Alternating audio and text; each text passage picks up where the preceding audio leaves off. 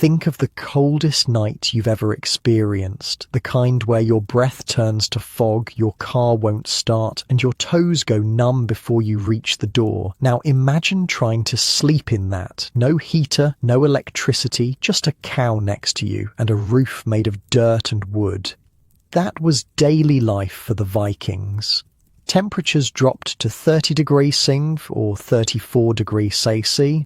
No fleece pajamas, no thermostats, just the human body, instinct, and centuries of survival wisdom. Here's what life was really like during the darkest, coldest months of the Viking Age. Hey, quick thing before we start. If you actually listen to these regularly, hit like or subscribe. I always wonder where everyone's at, so comment your city and what time it is. Weird to think some of you are having breakfast in London while I'm recording this at night here in the States. Alright, tonight it's Viking winter survival. But hold on, get comfortable first. I mean it. Fix your pillows, grab that blanket. This one's worth settling in for. Your eyes snap open in total darkness. The air burns your lungs with each breath. It's so cold your nose hairs have frozen stiff. Somewhere nearby, a cow shifts its weight and exhales a cloud of steam you can barely see in the dim light. The smell hits you immediately. Hay, manure, smoke, and the sour scent of unwashed bodies packed together for months. Welcome to your life as a Viking in midwinter. You're not alone on this sleeping bench. 3 other family members are pressed against you under layers of wool and fur. Their bodies are the only thing keeping you from freezing to death tonight. Your breath hangs in the air like little ghosts, barely illuminated by the dying embers of last night's fire. Time to get up, someone whispers, but nobody moves. Getting up means leaving the small pocket of warmth you've created overnight. Getting up means facing the brutal reality of 30 degrees outside these walls.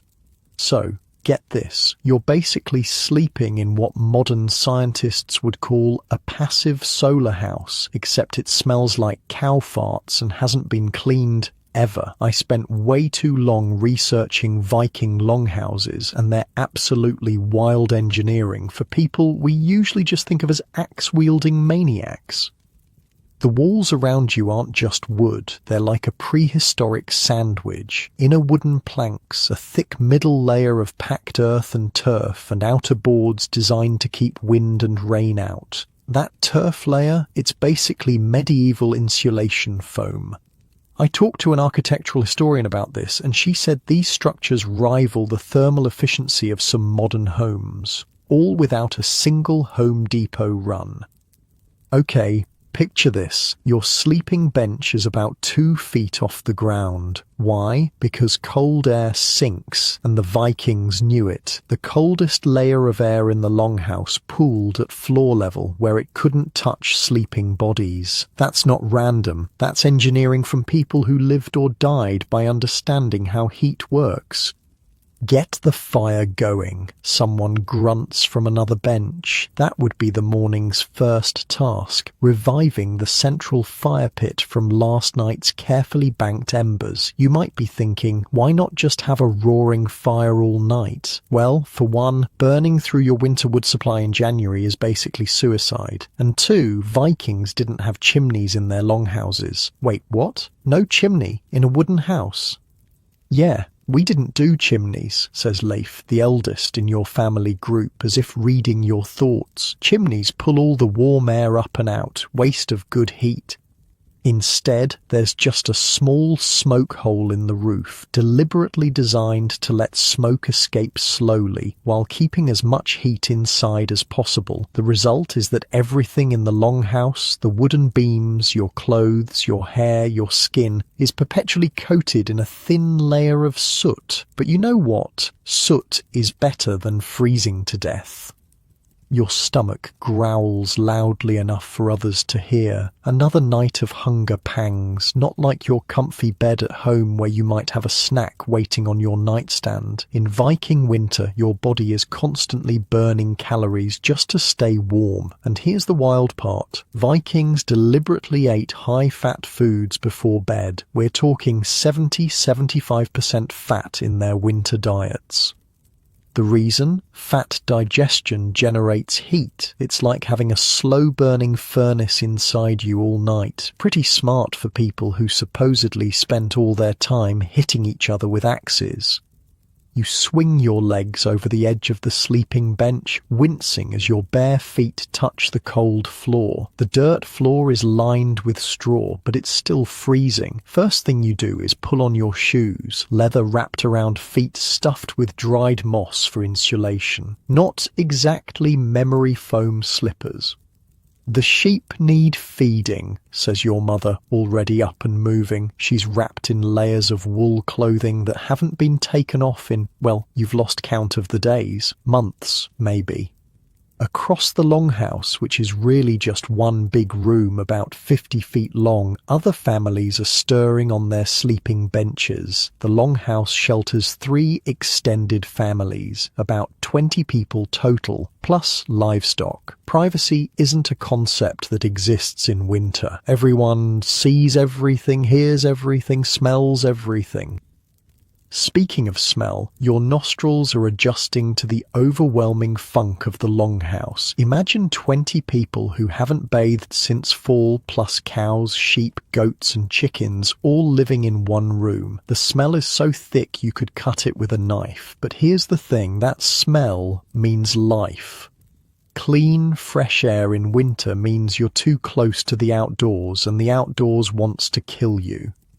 The Vikings had this saying, better to smell like shit than to freeze to death smelling like roses. Okay, I made that up, but they would have said it if they thought of it. As you help stoke the central fire, adding small sticks to the embers, you notice something interesting. The fire pit isn't just a random hole in the ground. It's shaped like a shallow cone, designed to radiate heat evenly through the room. The stones around it have been carefully selected for their heat retention properties. Bring those stones, your father says, pointing to several fist-sized rocks nestled at the edge of the fire pit. These will be wrapped in hide and placed under the sleeping benches tonight, radiating heat for hours. It's basically a Viking hot water bottle. In your head, you're doing the math. No bath for 3 months, dumb death by smell. But actually, the smoke that permeates everything has an unexpected benefit. It keeps the bugs away. No fleas, no lice, at least not in the depths of winter. The smoke has effectively fumigated your living space. Silver linings, I guess. The fire grows stronger, casting flickering light across the longhouse interior. Now you can see more clearly. The roof is supported by massive wooden posts, blackened by years of smoke. The ceiling is low, intentionally low, to keep warm air within reach. Heat rises, and a high ceiling would just create a pocket of warmth well above everyone's heads. Porridge is ready, announces your grandmother, stirring a pot of barley that's been simmering at the edge of the fire. But this isn't your ordinary oatmeal. It's been enriched with animal fat, probably tallow from last fall's slaughter. It looks grey and unappetizing, but it's calorie-dense fuel for your body's internal furnace. Everyone gathers around with wooden bowls. There's no dining table, no chairs, just people squatting or sitting on benches, shoveling hot porridge into their mouths. The first real warmth you felt since waking up spreads from your stomach outward. Storm's coming, says your uncle, who stepped outside briefly to relieve himself. Sky's that weird green colour. A collective groan rises from the group. A storm means the temperature will drop even further. It means more snow to clear, more work to keep animals fed, more strain on already dwindling food supplies. The southwest corner is leaking again, your aunt notes, pointing to where melting snow has found a tiny gap in the roof. This is a serious problem. Any breach in the longhouse's thermal envelope means precious heat escaping. It will need to be repaired immediately. Your cousin, only 6 years old, asks innocently, "Can I have more porridge?" "No," his mother says simply. "That's your portion for morning." The child doesn't argue or cry. He already understands the harsh mathematics of winter survival. Food is carefully rationed. There will be another small meal at midday and a larger one in the evening. 3 meals a day, each precisely calculated to provide just enough calories to survive while stretching supplies until spring. Your mind wanders to the storage area under your sleeping bench. Every family has their own food cache: dried fish, preserved meat, nuts and seeds carefully collected during autumn, hard bread that could break teeth if not soaked in broth first. You mentally inventory what remains. February's only halfway over. Will it be enough? As if reading your thoughts, your father says, "We'll check the fish traps today. Maybe the gods have been kind." Ice fishing is a dangerous but necessary winter activity. The nearby lake is frozen solid enough to walk on, but cutting holes to check traps means exposing bare hands to temperatures that can cause frostbite in minutes. You've seen old men in the village missing fingers from winters past. "I'll go," you volunteer, wanting to prove your worth. Your father nods. "Take Bjorn with you." Bjorn is your older brother, experienced enough to keep you both safe. Now fully awake, you begin layering for the outside. This isn't just throwing on a coat. This is a deliberate, life-preserving ritual. First, a linen under-tunic that's been worn so long it's basically a second skin. Then a wool tunic, thick and scratchy, but crucial for insulation.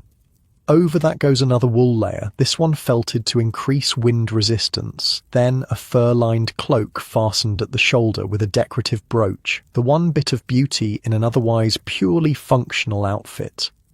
On your legs, wool trousers wrapped with long strips of cloth for extra insulation. On your feet, those moss-stuffed leather shoes wrapped with more cloth. On your hands, mittens made from sheep hide with the wool still attached on the inside. On your head, a hood made from wool with ear flaps that tie under the chin. By the time you're fully dressed, you look twice your normal size and can barely move your arms freely. But this immobility is a fair trade for survival.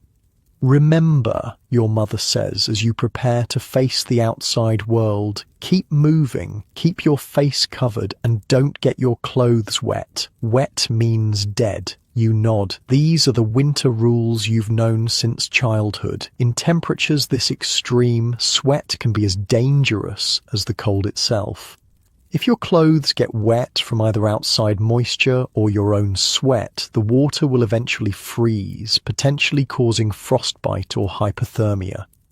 Bjorn is already by the door, similarly bundled. The door itself is a critical weak point in the longhouse's thermal envelope, so it's built as a small antechamber with 2 doors, creating an airlock of sorts. This way, the main living area isn't exposed directly to outside air. You both step into this transitional space, close the inner door behind you, take a deep breath, and then push open the outer door. The cold hits like a physical blow. The air is so cold it hurts to breathe. Your eyes water instantly, the tears threatening to freeze on your lashes. The snow reflects the early morning light with painful brightness. "Keep your eyes down," Bjorn reminds you, pulling his hood further forward to shield his face. The landscape around the longhouse is both beautiful and deadly. Snow blankets everything, transforming the familiar world into something alien. Smoke rises from the longhouse roof hole, the only sign of human life in this frozen wilderness. You trudge toward the lake, each step requiring effort. The snow is knee-deep in places, and your layers of clothing restrict movement. But movement is life. It generates body heat. Standing still for too long would be dangerous. As you walk, Bjorn talks about the spring to come, about fishing in open water, about green grass returning, about the sun warming bare skin. These aren't just idle thoughts. This is a survival technique too. Imagining warmth, scientists now know, can actually trigger tiny increases in body temperature. The mind is also a survival tool. Remember last summer, Bjorn asks, when we swam until our fingers wrinkled? You nod, smiling despite the cold. The memory feels impossibly distant, like something from another life. We'll do that again, he promises. Just a few more weeks. But you both know it's more than a few weeks. It's months still. The depths of winter hold you in its grip, and spring is a distant dream. Right now, there's only the next step through the snow, the next breath of painful cold air, the next task that must be completed for survival. This is what it means to be a Viking in winter. Not the glorified warrior of legends, but a human being engaged in the most fundamental struggle, to stay alive in a world that wants you dead. As you reach the frozen lake, you turn back for a moment to look at the longhouse. From the outside, it's hardly visible. The turf walls and sod roof blend into the landscape, the whole structure partially dug into the earth. Only the smoke gives it away.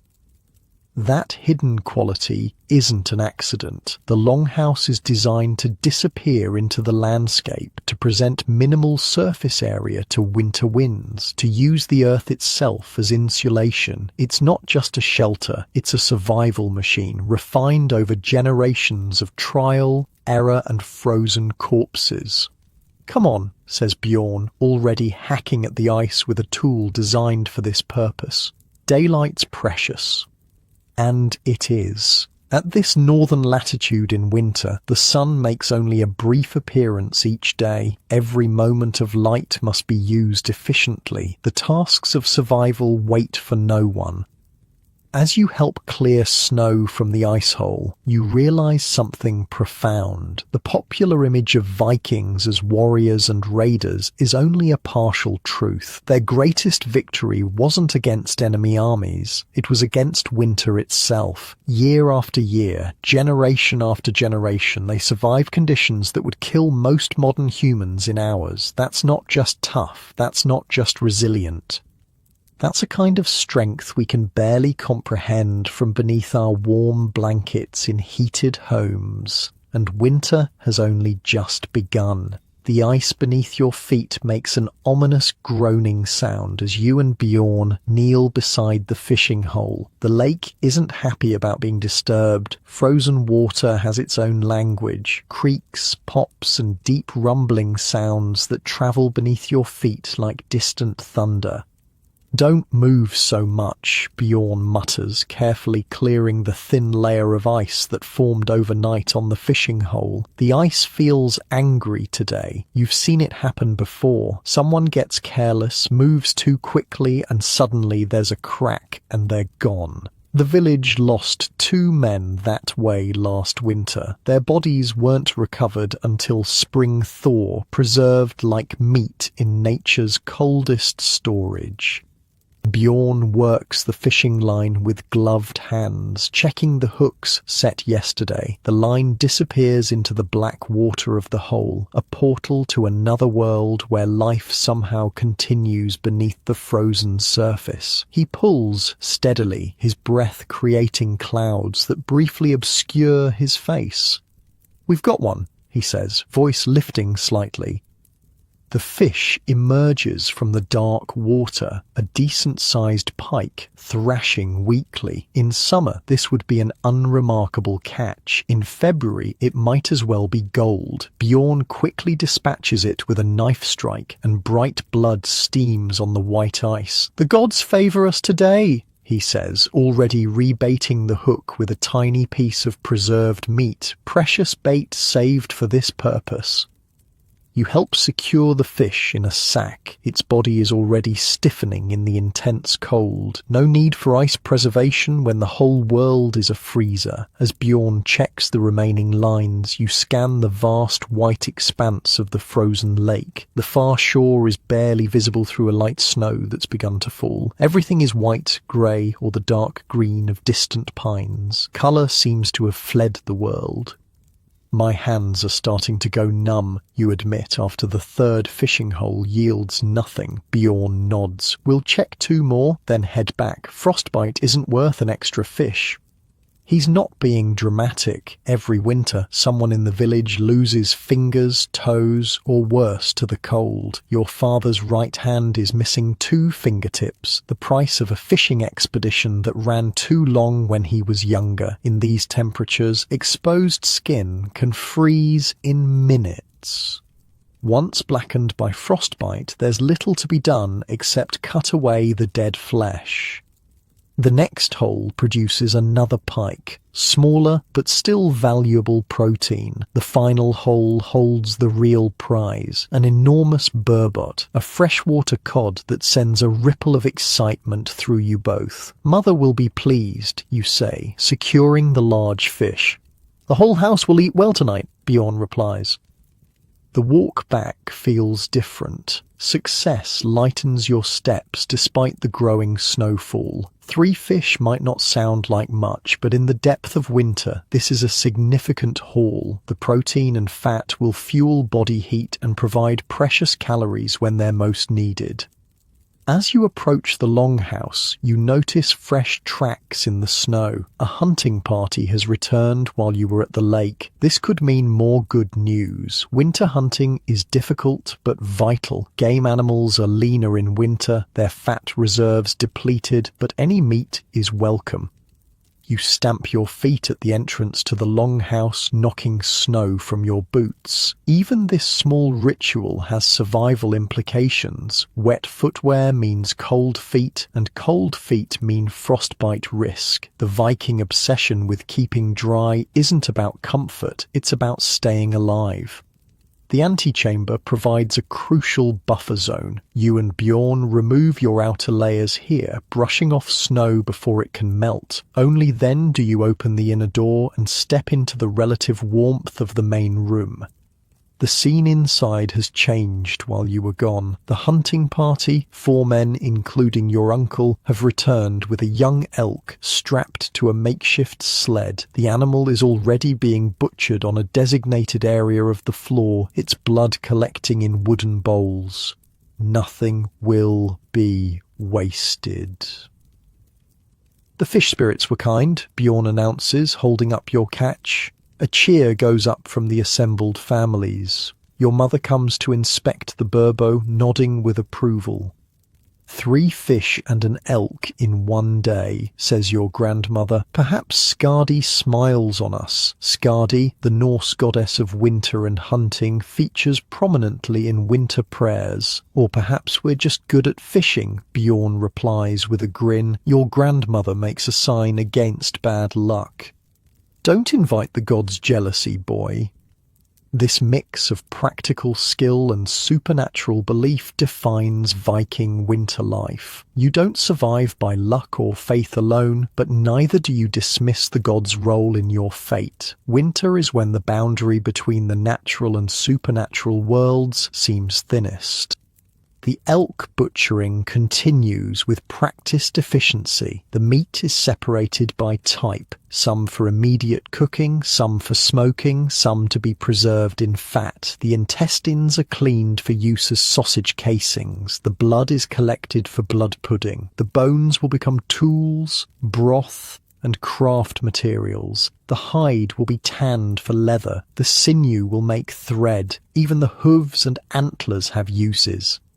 Go help with the smokehouse, your father instructs, indicating where 2 men are preparing cuts of meat for smoking. The smokehouse is a separate, smaller structure attached to the longhouse, a luxury not every family has. It's little more than a stone chamber with racks where meat can be preserved using smoke from green wood. The process both dries the meat and infuses it with compounds that prevent spoilage. It's a preservation technique older than memory, passed down through generations. As you work alongside the men preparing the meat for smoking, you realize how much specialized knowledge is packed into every winter task. The wood chosen for smoking imparts specific flavors and preservation properties. The meat must be cut to precise thicknesses. The temperature must be controlled through careful tending. This isn't just cooking, it's chemistry, developed through centuries of trial and error. "Not like that," says Gunnar, the village's most experienced hunter. "Thinner slices for the lean portions. You want the smoke to penetrate fully. You adjust your cutting technique. The knife is razor sharp, designed specifically for this purpose." Viking toolmaking is another winter survival skill, using the cold months to repair, sharpen, and create the implements needed for the year ahead. "How did you find the elk?" you ask Gunnar as you work. The old hunter snorts. "We didn't. It found us, walked right into our path, half-starved and weak. Winter makes fools of even the wisest animals." "Or the gods sent it," suggests another man. Gunnar shrugs. "Gods or luck, I'll take either in February." By midday, the longhouse is transformed by activity. The central fire burns hot, tended carefully to provide maximum heat for cooking while conserving wood. Several women work on the elk hide, scraping it clean in the first stage of the tanning process. Children sort through the smaller bones, separating them by size and type for different uses. Two old men in the corner are already working the antlers, beginning the process of turning them into combs and knife handles. The efficiency is breathtaking. Every person has a role. Every part of the animal serves a purpose. This isn't just subsistence. It's a complex system of resource management perfected over centuries. The smoke hole in the roof allows some of this activity to be visible from outside, as columns of steam and smoke rise into the cold air. From a distance, it might look like the earth itself is breathing in the frozen landscape. "Sit, eat," your mother says, handing you a wooden bowl. The midday meal is simple but energizing. Leftover morning porridge enriched with scraps from the elk butchering. The fresh meat won't be ready until evening. Patience is another winter virtue. Rushing food preparation can lead to waste, and waste leads to hunger. As you eat, an argument breaks out between two of the families sharing the longhouse. "That's more than your share of liver," accuses a woman from the third family group. "We have more children to feed," responds your aunt defensively, "and we have more elders. What's your point?" Your father steps between them. "Enough. The liver will be divided by head count, as always. No exceptions." The women grudgingly agree, but the tension lingers. Winter confinement strains even the strongest social bonds. 15 people living in one room for months creates friction that must be carefully managed. Family feuds that erupt in winter can have deadly consequences. Cooperation is essential for survival. This is another aspect of Viking winter life rarely depicted in stories. The warriors who raided foreign shores were the same people who had to navigate complex social dynamics in the confined space of a winter longhouse. Perhaps the famous Viking berserkers were just men who'd spent too many months in close quarters with their in-laws. "Tell us about the ice, Bjorn," calls one of the younger children as the meal concludes. "Was it speaking today?" Bjorn nods seriously. "The ice was very talkative. It told me a foolish boy was walking on it." The children giggle, but the question wasn't merely for entertainment. Ice conditions are serious business, and children learn to read these signs from an early age. Their survival will one day depend on such knowledge. "The lake ice is thick enough for elk," Bjorn continues more seriously, "but the river ice was singing high notes. Stay off the river." Everyone nods at this information. The song of ice, the particular sounds it makes when walked upon, indicates its thickness and safety. High-pitched sounds often mean thin ice. This knowledge isn't written in books. It's passed orally and experientially from generation to generation. As the short winter day reaches its midpoint, shafts of pale sunlight briefly penetrate through the smoke hole, creating golden columns in the hazy air of the longhouse. This daily moment of illumination is tracked carefully. Its gradually increasing duration is the most reliable calendar, marking winter's slow retreat. "Storytelling circle tonight," announces your grandmother to the children. "Prepare your ears for the tale of Thor's fishing trip." The kids cheer. Long winter nights are storytelling time, not just for entertainment, but for education. The Norse sagas, myths, and practical knowledge are all transmitted during these sessions. Without writing, memory is the primary vessel of cultural preservation. The winter storytelling tradition ensures that nothing important is forgotten. By mid-afternoon, new activities begin. The women start carding wool, preparing it for spinning. The rhythmic motion of the carding combs creates a background sound that's deeply familiar. The men work on wood carving, repairing tools, or crafting new ones. Everyone's hands remain busy. You join your mother at the loom, a skill all Viking children learn regardless of gender. Textile production is too important to be limited to women alone, especially in winter when all hands must be productive. The warp-weighted loom leans against the wall, the partially completed cloth showing intricate patterns that will eventually become clothing. Your edges are improving, your mother notes as you demonstrate your technique. This is high praise. The production of wool cloth is perhaps the most essential winter activity after food procurement. Wool provides the insulation that makes survival possible. A family without adequate woolen clothing faces a death sentence when temperatures plunge. As you work the threads, your grandmother begins telling a story to the gathered children, not the promised Thor tale, but something more immediately practical.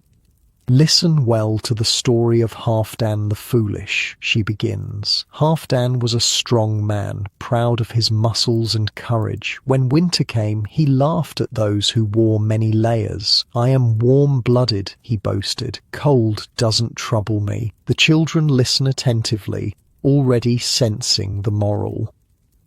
One day, Halfdan went hunting in a light cloak. "I move faster this way," he told his friends who were bundled in furs. He tracked a deer far from the village. The snow began falling. The wind rose. Halfdan kept hunting, ignoring the cold that bit at his hands and face. Your grandmother pauses dramatically.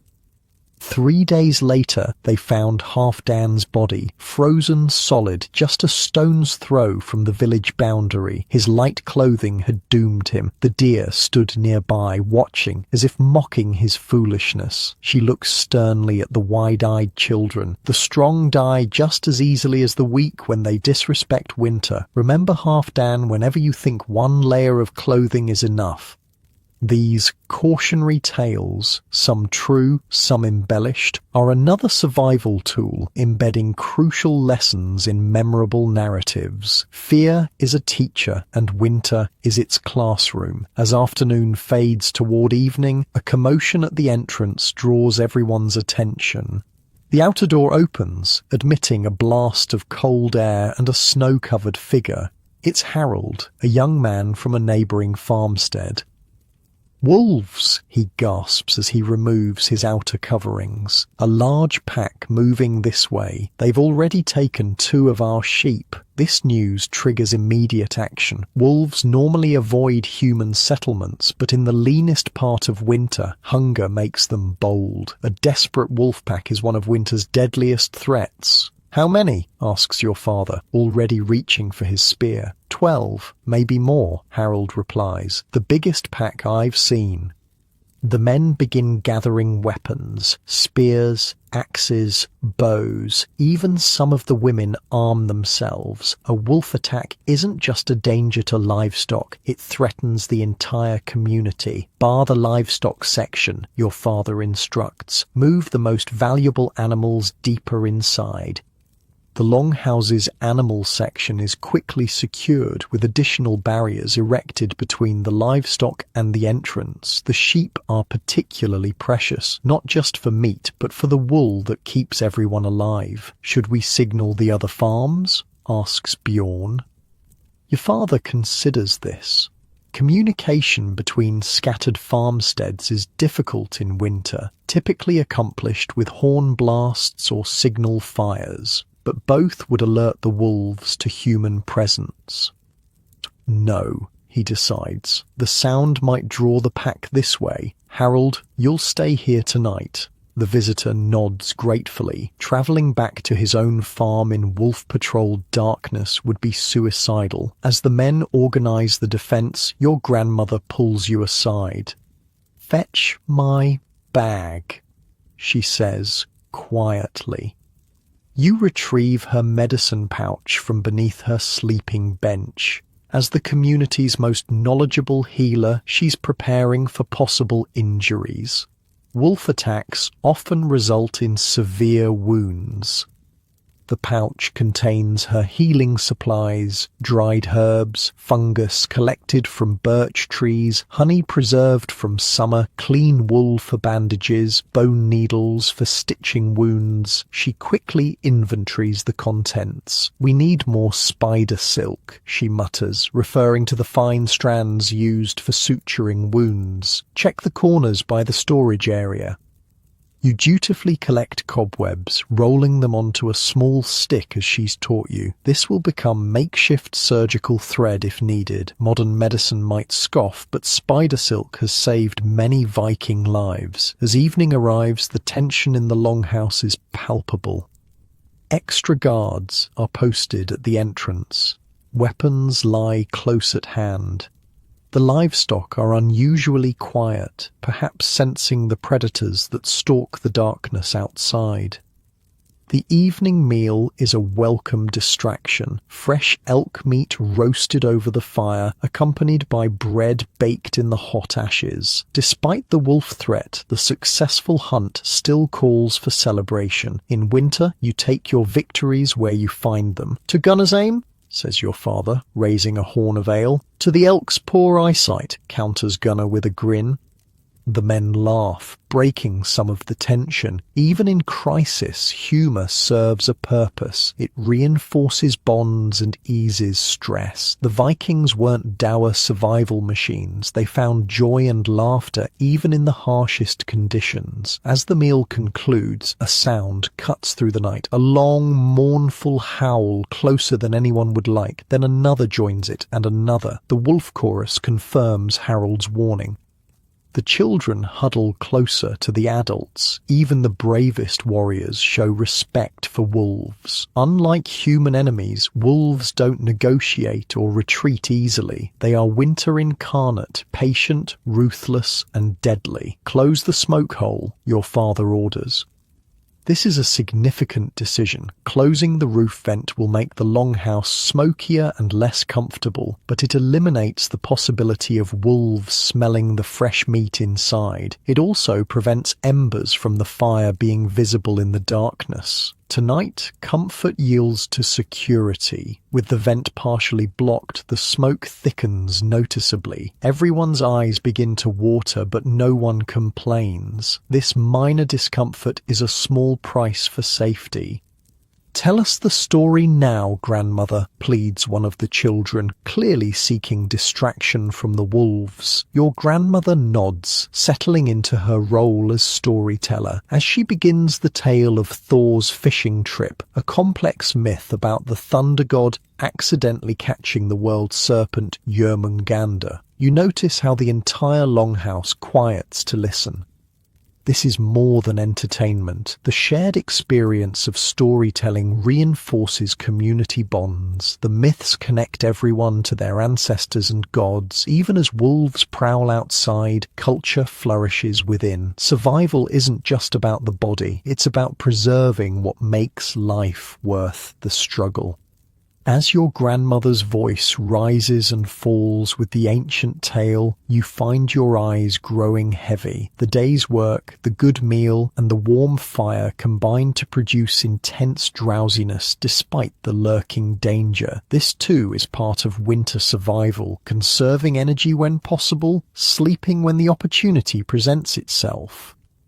The last thing you hear before drifting off is your grandmother describing Thor's mighty hammer striking the serpent's head, her voice nearly drowned out by another chorus of wolf howls, closer now than before. Winter isn't just coming, winter is here, testing everything you are. You jolt awake to screams and chaos.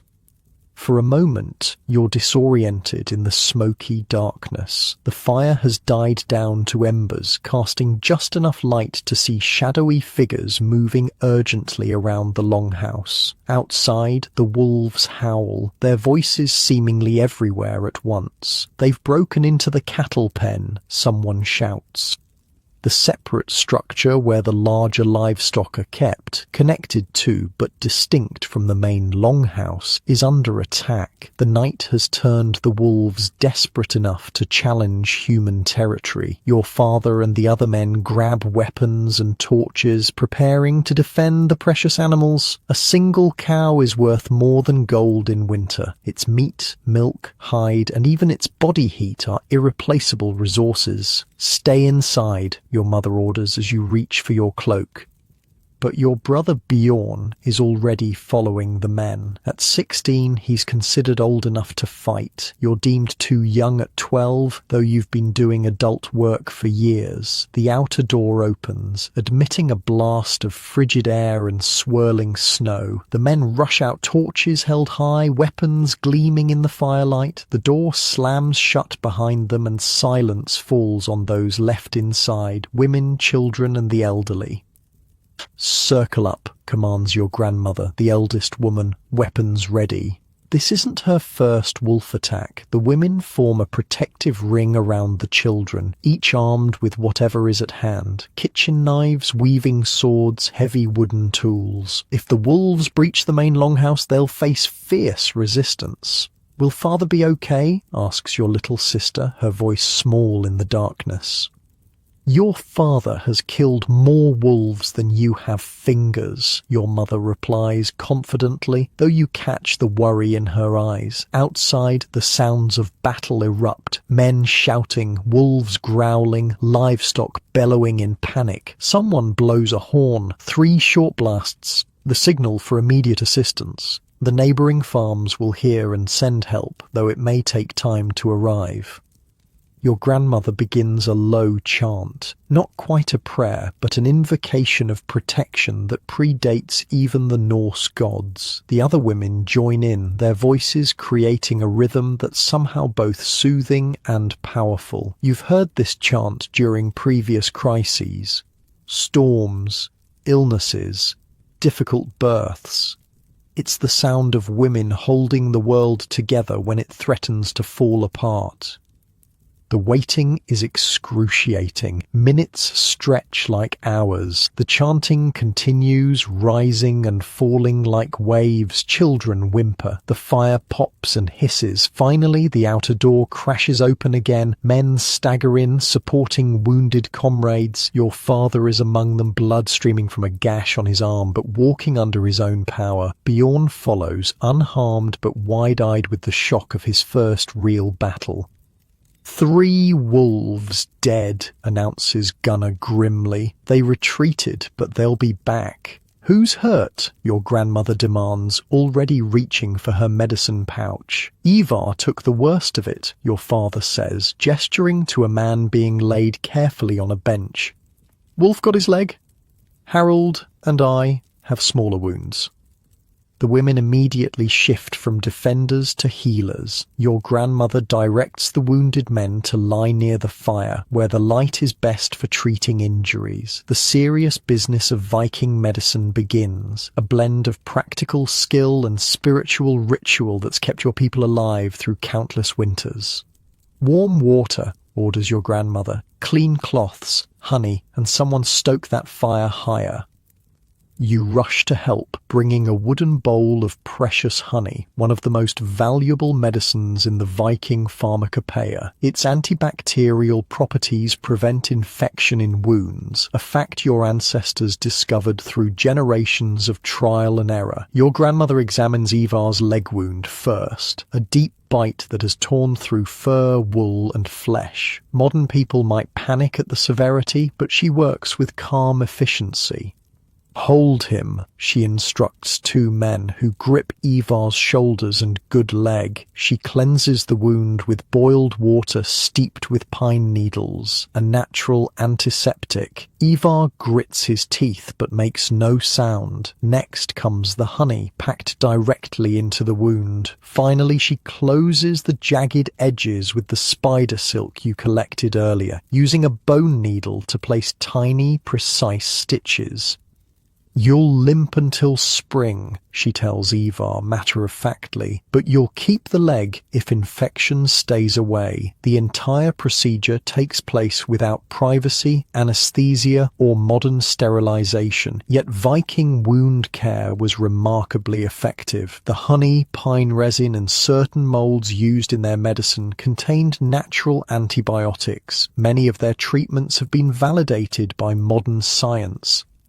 Your father's arm wound receives similar treatment. As your grandmother works, he recounts the battle to the anxious listeners. The wolves were starving, he explains, ribs showing, desperate. They'd already killed one calf when we got there. We drove them back with fire and spears, but they didn't run far. Will they return tonight? Asks someone. Your father exchanges glances with Gunnar. Yes, we need to prepare. This sparks immediate action. The community has protocols for sustained wolf attacks, developed through bitter experience. The livestock are brought into the main longhouse, an extreme measure that will make the already crowded space even more cramped and odorous, but necessary for survival. Space is rearranged, with sleeping platforms cleared to accommodate the animals. The beasts are going to love this, mutters Bjorn as a sheep is tethered near his sleeping area. The sheep aren't thrilled either, you point out, earning a tired laugh. Your mother inspects Bjorn for injuries, despite his protests that he's fine. What happened out there? She asks quietly. Bjorn's face changes, the bravado slipping. They weren't like hunting wolves, he mees. Eyes, they looked almost human when they attacked, like they were thinking. Winter wolves are different from their summer counterparts. Hunger makes them more organized, more strategic, and infinitely more dangerous. They don't just hunt, they wage war. Did you freeze? Your mother asks, not accusingly, but with genuine concern. No, Bjorn says. Then amends. Maybe for a moment. Then father shouted, and I just acted. She nods, satisfied. The first battle is always a test of character. Bjorn passed. With the immediate crisis handled, attention turns to reinforcing the longhouse against further attacks. Men drag heavy storage chests to block the doors. Others check the walls for any vulnerabilities. The smoke hole is partially reopened. Now that the wolves know exactly where the humans are, there's no point suffering in the smoky interior. We need more light, your father decides, authorizing the use of precious rushlights, reeds soaked in animal fat that provide better illumination than the central fire alone. This is not done lightly. Fuel for lighting is carefully rationed during winter. The added light transforms the longhouse atmosphere. Shadows retreat, revealing the full scene, wounded men being tended, animals settled uneasily among the human inhabitants, weapons placed within easy reach of every sleeping area. The entire structure has shifted from home to fortress.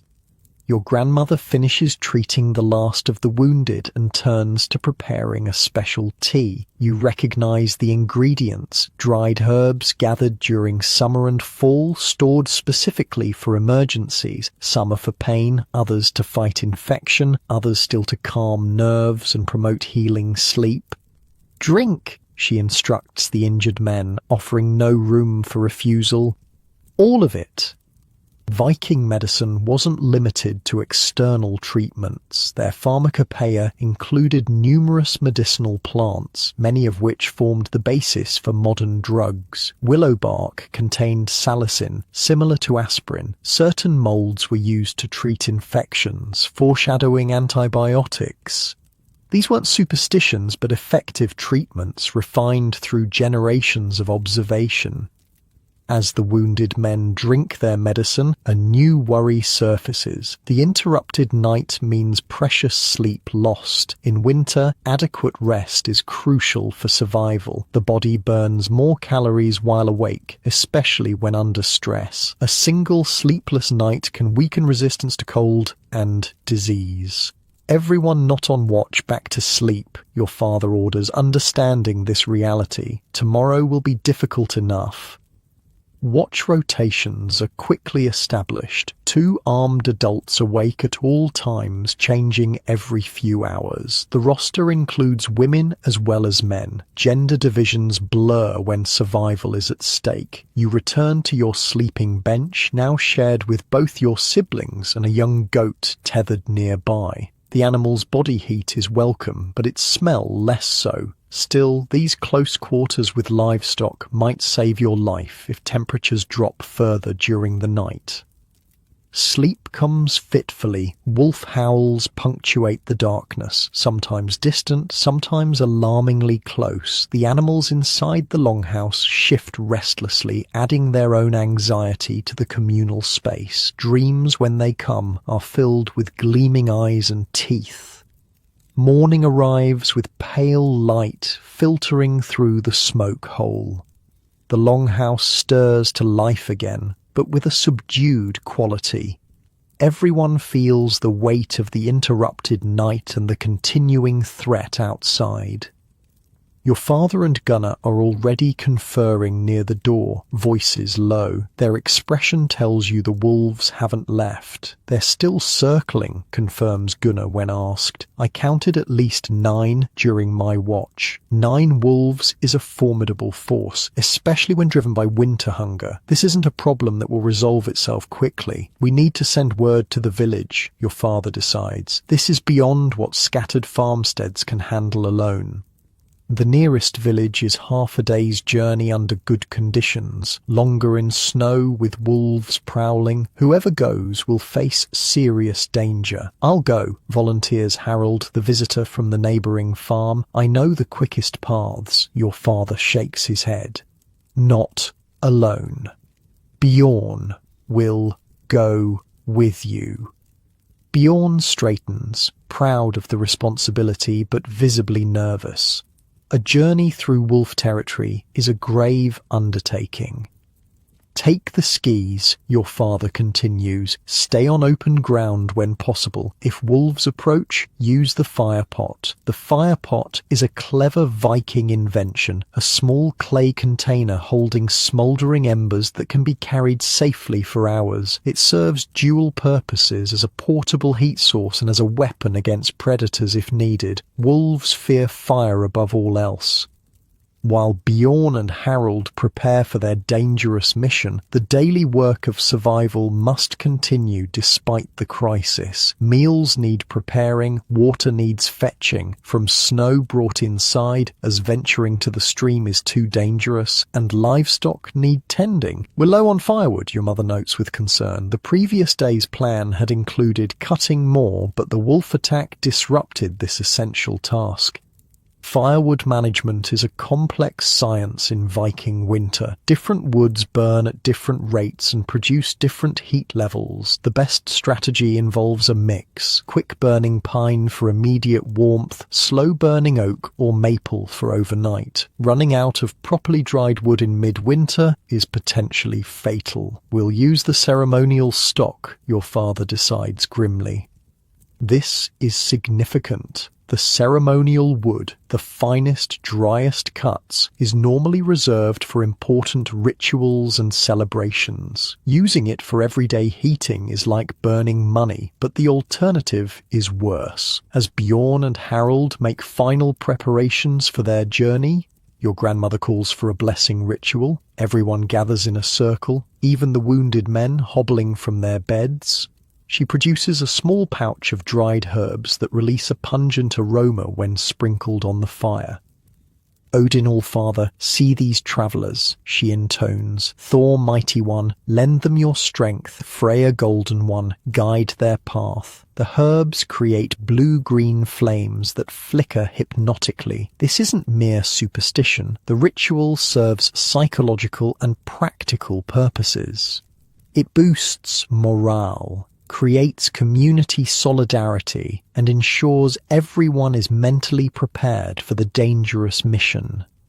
Your father adds his own contribution, pouring a measure of precious mead, honey wine, into the fire. It flares dramatically, sending sparks spiraling up through the smoke hole. "A gift for the gods," he explains, "and a reminder that we'll drink together again when this is over." This blend of pragmatism and spirituality defined Viking life. They weren't blindly religious, but neither were they purely practical. Both approaches were tools for survival in a world where margins for error were razor thin. Bjorn and Harold dress in multiple layers, checking each item carefully. Their outer garments are turned fur side out, a technique that improves insulation in the coldest weather. Each carries a small pack with emergency supplies: dried meat, a fire pot, spare mittens, and weapons.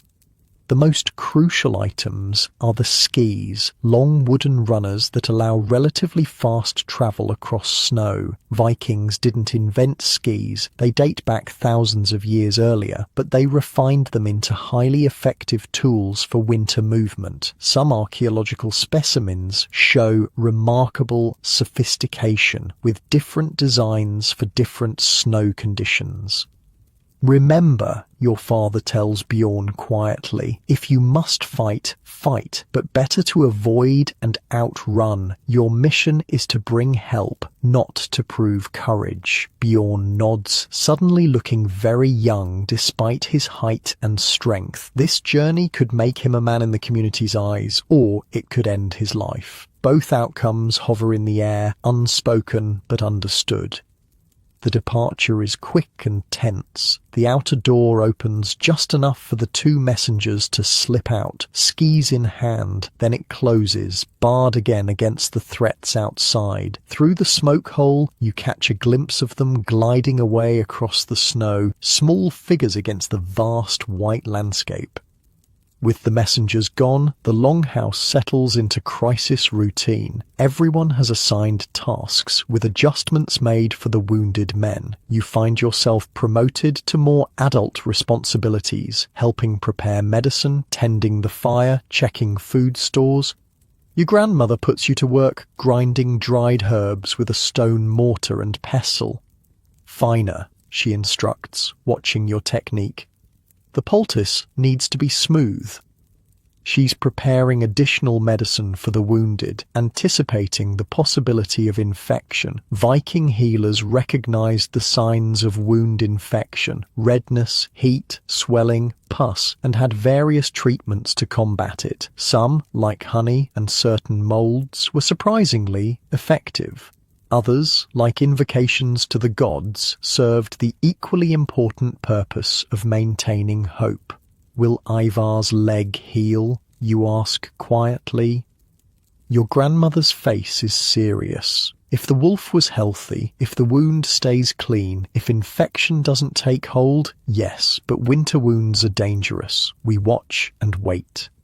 This frank acknowledgement of mortality isn't considered inappropriate for a child. Viking children understood death intimately. It was a constant presence, especially in winter. By your age, you've already seen people die from illness, injury, and cold. This realistic understanding isn't traumatic. It's essential knowledge for survival. As morning progresses, the wolves make themselves heard again, howling from just beyond the cleared area around the longhouse. The sound raises goosebumps on your arms. It's not just the eerie quality of the howls, it's the knowledge that intelligent predators are coordinating, communicating, planning. They're talking to each other, whispers your little sister fearfully. Yes, says your mother, not sugarcoating the reality. They're deciding whether we're worth the risk.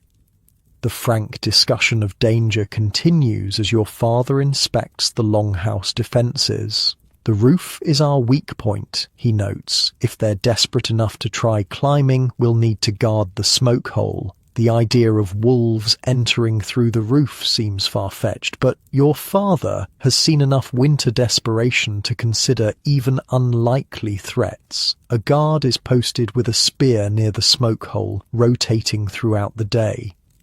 By midday, the atmosphere in the longhouse has shifted from acute crisis to siege mentality. Everyone works, eats and moves with careful efficiency. Conservation is the watchword of energy, food, fuel and emotion. Even the children play quiet games, understanding intuitively that noise and excitement burn precious calories. The meal is deliberately hearty. Elk meat stew thickened with barley and enriched with preserved root vegetables. The fat content is high, providing slow-burning energy that will sustain body heat. Every element of Viking winter diet was calibrated for survival, from the ingredients to the preparation methods to the timing of meals. Eat everything, your mother instructs. We need strong bodies today. No one needs to be told twice. Winter hunger is a constant companion, the body perpetually craving more calories than are available. Even in well-prepared households like yours, winter means a slow, controlled starvation, consuming fewer calories than needed, but not so few that strength fails completely. After the meal, your grandmother gathers the children for what seems like story time, but is actually educational. Today's lesson focuses on wolf behavior. Wolves are not evil, she begins, contradicting the fearful atmosphere. They're hungry, like us. They're trying to feed their young, like us. They're surviving winter, like us. The children listen, wide-eyed. But, she continues, they see us as either competition or food. So, we must be smarter and stronger. Wolves fear three things: fire, noise, and humans in groups. Remember this if you ever face them alone. This practical knowledge is paired with mythological context, stories of Odin's wolf companions, Geri and Freki, and the monstrous wolf Fenrir from Norse legend. The educational approach interweaves practical survival with cultural meaning, ensuring children absorb both. The afternoon brings a new concern. The weather is changing. Through the smoke hole, dark clouds can be seen gathering on the horizon. The temperature, already brutally cold, is dropping further. The wind picks up, whistling around the longhouse eaves. Storm coming, predicts your father, sniffing the air. Snow by nightfall. This complicates an already dangerous situation. A winter storm will delay help from the village, make hunting impossible, and potentially drive the wolves to even greater desperation. It also means Bjorn and Harold are racing against more than wolves. They're racing against weather that can kill as efficiently as any predator. Your mother and the other women immediately begin storm preparations, securing additional water, checking food stores, and gathering extra blankets. The fire is built up slightly higher, a calculated risk that trades faster wood consumption for necessary additional warmth. Should we hold a blot? Asks one of the older men, referring to the traditional Norse sacrifice to influence the gods and weather. Your father considers this. Blot ceremonies were serious undertakings in Viking culture, formal sacrifices to the gods for intervention in human affairs. They typically involved bloodletting from livestock, offering the life force to deities in exchange for favor. In desperate situations, more extreme sacrifices might be considered. Not yet, he decides. We save the blot for true desperation. The gods know our situation. This pragmatic approach to religion characterizes Viking spirituality. The gods are acknowledged and respected, but not pestered for every challenge. Divine intervention is reserved for the direst circumstances when human effort alone seems insufficient. As afternoon fades toward evening, the first snowflakes begin to fall. The wind moans around the longhouse, finding tiny gaps in the construction and creating miniature whistles. The temperature inside drops noticeably despite the fire. Your father organizes another firewood inventory, counting each log and calculating how long the supply will last under different scenarios. Conservation measures are implemented, banking the fire to burn slower, moving everyone closer together to share body heat, and distributing extra clothing from the storage chests. One layer more than you think you need, instructs your mother as she hands out additional tunics and socks. For Vikings, clothing wasn't just about modesty or style, it was survival technology carefully engineered for maximum thermal efficiency. Multiple thin layers trapped air better than single thick ones. Wool retained heat even when damp. Furs provided windproofing. The Vikings' reputation for hardiness wasn't about inherent cold resistance, it was about sophisticated cold weather expertise. As the storm intensifies outside, all eyes turn to the smoke hole, the only window to the world beyond the longhouse walls. Snowflakes swirl down, hissing as they meet the fire. The light fades earlier than usual, obscured by storm clouds. Bjorn and Harold would have reached the village by now, your mother says with forced confidence, if they travelled quickly. No one points out the obvious, that the storm might have caught them in the open, that wolves might have intercepted them, that if carries the weight of life and death. Instead, practical focus remains on immediate concerns. Check the wounded, your grandmother directs. Storm cold brings fever risk. You help her examine Ivar's leg wound. The stitches hold firm, with no obvious signs of infection yet. The honey applied earlier has formed a protective seal. Ivar himself is pale but alert, his body fighting to heal despite the challenging conditions. Good signs, your grandmother pronounces, but we watch through the night.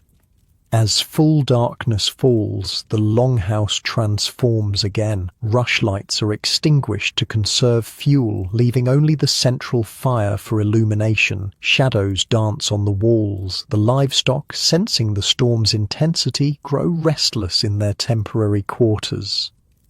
Storm song, announces your grandmother, and a ripple of anticipation passes through the gathered families.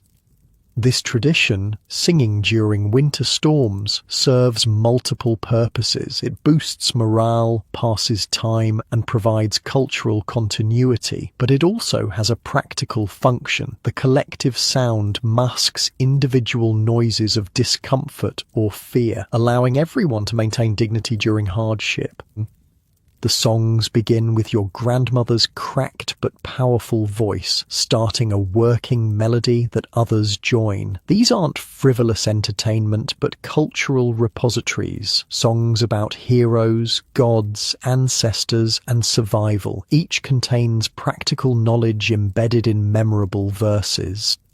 You join in as the familiar melodies rise, finding comfort in the communal sound. Even in crisis, with wolves outside, a storm raging, and messengers in danger, the community maintains its bonds through shared culture. This perhaps is the greatest Viking survival technique of all.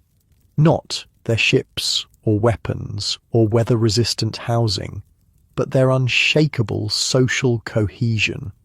The winter might take individuals, but it could never break the collective will to endure. As the storm howls outside and wolves add their voices to the night, your people sing their defiance into the darkness. Winter hasn't beaten the Vikings yet. Dawn arrives with eerie silence. The storm passed during the night, leaving behind a transformed world. Through the smoke hole, you can see only white.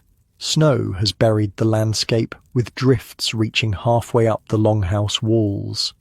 "How deep?" asks your father, standing beneath the opening. "Knee-deep in the clearing, waist-deep against the walls," reports the man on roof watch, "and still falling lightly. This isn't just inconvenient, it's dangerous. Deep snow restricts movement, masks hazards, and makes hunting nearly impossible. It also provides cover for predators to approach unseen. The wolves have gained an advantage." Your father processes this information with the stoic practicality that defines Viking leadership. "We extend the siege plan," he announces. "No outside movement except for essential tasks. Double watch at all times. Ration adjustments starting today." No one protests the last part, though it affects everyone directly. Winter rationing is a sliding scale, adjusted based on conditions, with movement restricted by snow and wolves, with no guarantee when help will arrive. Caloric intake must be reduced to stretch supplies. Quarter reduction for adults. Eighth reduction for children and nursing mothers, your father specifies. These aren't arbitrary numbers, but calculated adjustments based on generations of survival experience. The morning meal reflects the new reality. Porridge made thinner than usual, with carefully counted dried berries added for essential nutrients rather than flavor. Every spoonful is consumed slowly, mindfully. In your modern bed, you might scroll through your phone while eating breakfast. In a Viking winter, each bite is a focused act of survival. "The goats need more hay," notes your mother after the meal. "The livestock confined inside are consuming fodder faster than anticipated, another resource that requires careful management. We'll move some animals to the sleeping lofts," decides your father after consideration. "Spread the fodder use more evenly." This demonstrates another aspect of Viking winter adaptability, the willingness to reorganize living arrangements as circumstances demand. The longhouse isn't a rigid space, but a flexible system that changes with needs. The sleeping lofts are platforms built above the main beams, accessed by ladders. Normally used for storage or additional sleeping space, they can be repurposed as animal pens in emergencies. It's not ideal. Having goats overhead means occasional surprises dropping down, but it distributes the livestock more efficiently through the available space. As men arrange planks to create temporary pen walls in the lofts, your grandmother continues treating the wounded. Ivar's leg shows the first signs of potential infection, increased redness around the stitches, more heat in the skin. This isn't unexpected, but requires immediate intervention. "I need birch bark," she states, referring to a key medicinal resource containing compounds similar to modern aspirin, along with antimicrobial properties. A quick inventory reveals the stored supply is running low. Normally, someone would simply collect more from nearby trees, but the wolf siege makes this dangerous. "I'll go," volunteers Gunnar. "I can reach the birch grove in snowshoes, be back within an hour." Your father weighs the risk against the necessity. Infection can kill as efficiently as wolves, but sending someone outside means potential loss of a healthy adult. "Take 2 others," he finally decides, armed with fire pots. No heroics. Get the bark and return immediately. The preparation for this simple errand transforms it into a military operation. 3 men arm themselves with spears and axes. They don specialized snowshoes, wooden frames with leather webbing that distribute weight across snow. Each carries a clay pot containing smoldering embers that can quickly ignite a torch if needed. Most crucially, they wear white outer cloaks, simple but effective camouflage in the snow-covered landscape. Vikings understood practical battlefield tactics, including the value of blending with surroundings. "May Skadi guide your steps," your grandmother says, invoking the Norse goddess associated with winter, mountains, and hunting. The men depart through the entrance airlock, closing the inner door before opening the outer one to minimize heat loss. The remaining adults redistribute themselves to maintain watch coverage despite 3 fewer people. "Now we wait," your mother says, returning to her weaving. The work never stops, even during crisis. Idle hands mean wasted time, and winter allows no waste. You're assigned to help with inventory, counting and organizing food stores. It's tedious but crucial work. Each type of food is assessed: dried meat, preserved fish, stored grain, dried fruits, nuts, rendered fat. The calculations are complex, balancing nutritional needs against available quantities, projecting consumption rates under different scenarios. "Protein stores adequate through month's end," notes your aunt, making marks on a tally stick, a simple but effective record-keeping system. "Root vegetables sufficient for 6 weeks at reduced ration." This level of meticulous planning wasn't unique to your family, but standard practice across Viking communities. Surviving winter wasn't a matter of day-by-day improvisation, but long-term strategy executed with mathematical precision. "What if help doesn't come?" asks your cousin quietly as you count dried apple slices. Before you can answer, your mother interjects, "Help will come, but if it's delayed, we adjust and endure, as we always have." This simple philosophy, adjust and endure, underpins the entire Norse approach to hardship. There's no self-pity, no existential despair, just pragmatic acceptance followed by practical action. The morning passes slowly. The men haven't returned from their bark-gathering expedition, and tension rises with each passing minute. Through the smoke hole, you can see the snow has stopped, leaving a blindingly bright landscape under clearing skies. Suddenly the watch calls down, "Movement at the forest edge." Everyone tenses, reaching for weapons. Your father climbs quickly to look through the smoke hole. "It's Gunnar and the others," he reports with audible relief. "Running. Something's pursuing them. The wolves have found them." From your position, you can't see the drama unfolding, but you can imagine it clearly. 3 men racing across the snow with predators in pursuit. A deadly game where the stakes are their lives. "Ready at the door," your father orders, and several adults position themselves with weapons and torches. The entrance is the most vulnerable point, both for the returning men and for the longhouse itself if wolves follow too closely. The next moments are a blur of action. The outer door crashes open. Men tumble through, gasping for breath. Glimpses of grey shapes appear in the opening before the door slams shut and is barred. 7 of them, pants Gunnar, snow-caked on his clothing and beard, came from nowhere, nearly had Eric. The youngest of the 3 men, Eric, is wide-eyed with shock, a tear in his cloak showing how close the call was. "But we got the bark," adds the 3rd man triumphantly. holding up a sack of peeled birch bark. Your grandmother wastes no time, taking the precious material to her medicine area. The risk was justified. The bark might save Ivar's leg and possibly his life.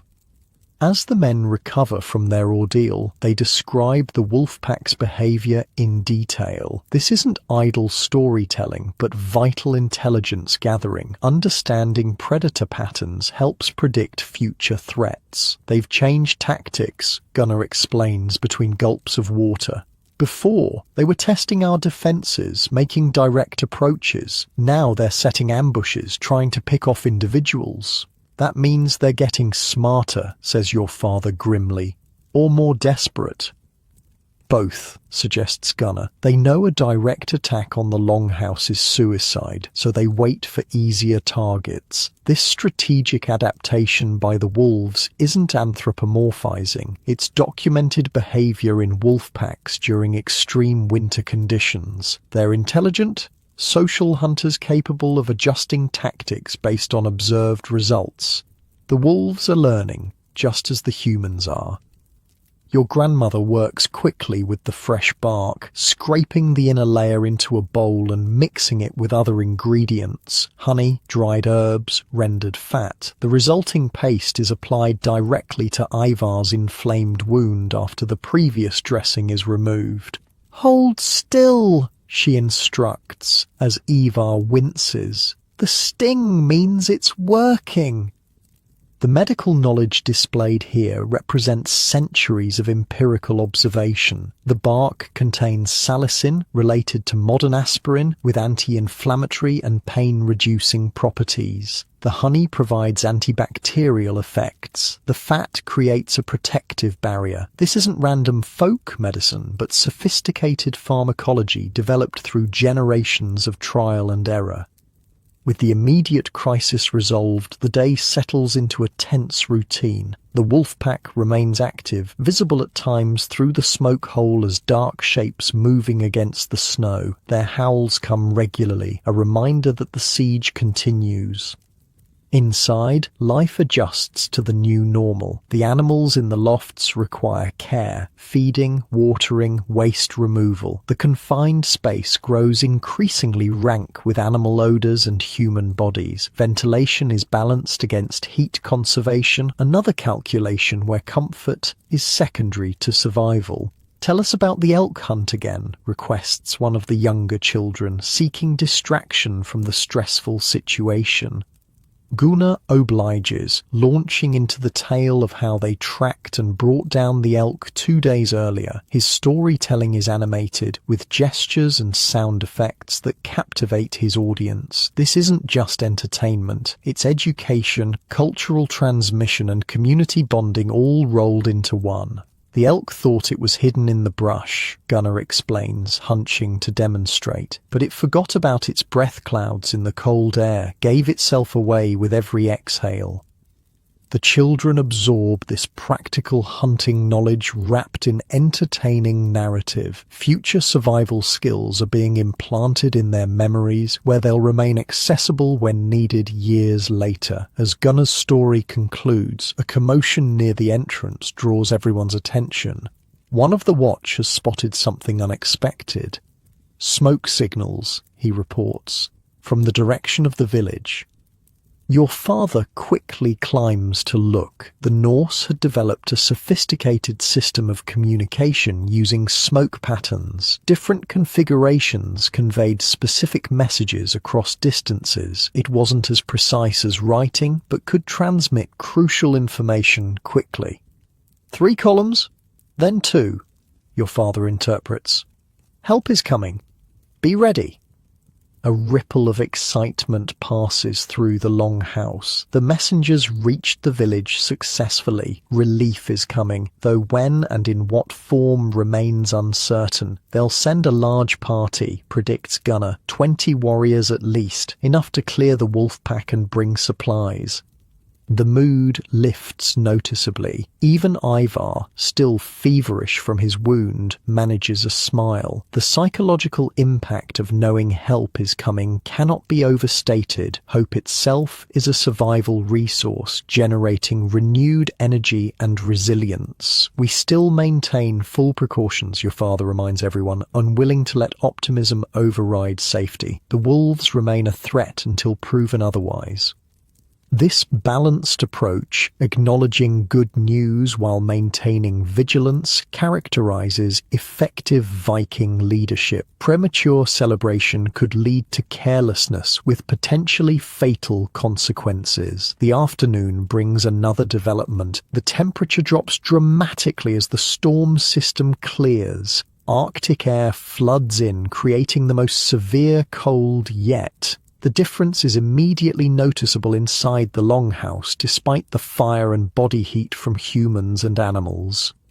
Freezing night coming, predicts your grandmother, who can feel weather changes in her joints, might reach killing cold. Killing cold is not hyperbole, but a specific condition. Temperature so extreme that exposed skin freezes within minutes. Respiration becomes painful, and even well-protected individuals are at risk. Modern meteorologists might call it a polar vortex. Vikings simply recognized it as death weather.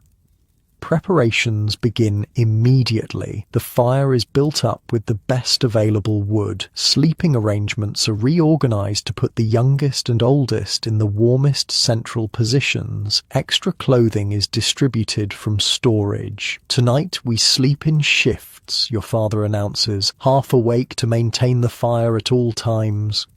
This precaution, having designated fire tenders throughout the night, is only implemented during the most dangerous cold snaps. It means less rest for everyone, but ensures the fire never diminishes to life-threatening levels. Your mother supervises the preparation of the evening meal, which is deliberately more substantial than the morning's reduced rations. Before extreme cold, calories are survival tools. The meal features preserved meat, fat, and barley, with dried berries added for their sugar content. Quick energy to fuel the body's internal furnace. Eat everything, she instructs. No leftovers tonight. As you eat, your grandmother shares traditional wisdom about surviving extreme cold, knowledge passed down through generations of Arctic dwellers. Keep your breath inside your clothing, she advises the children. Pull your hood forward and breathe into your chest, not the open air. Your breath is warm. Use it twice.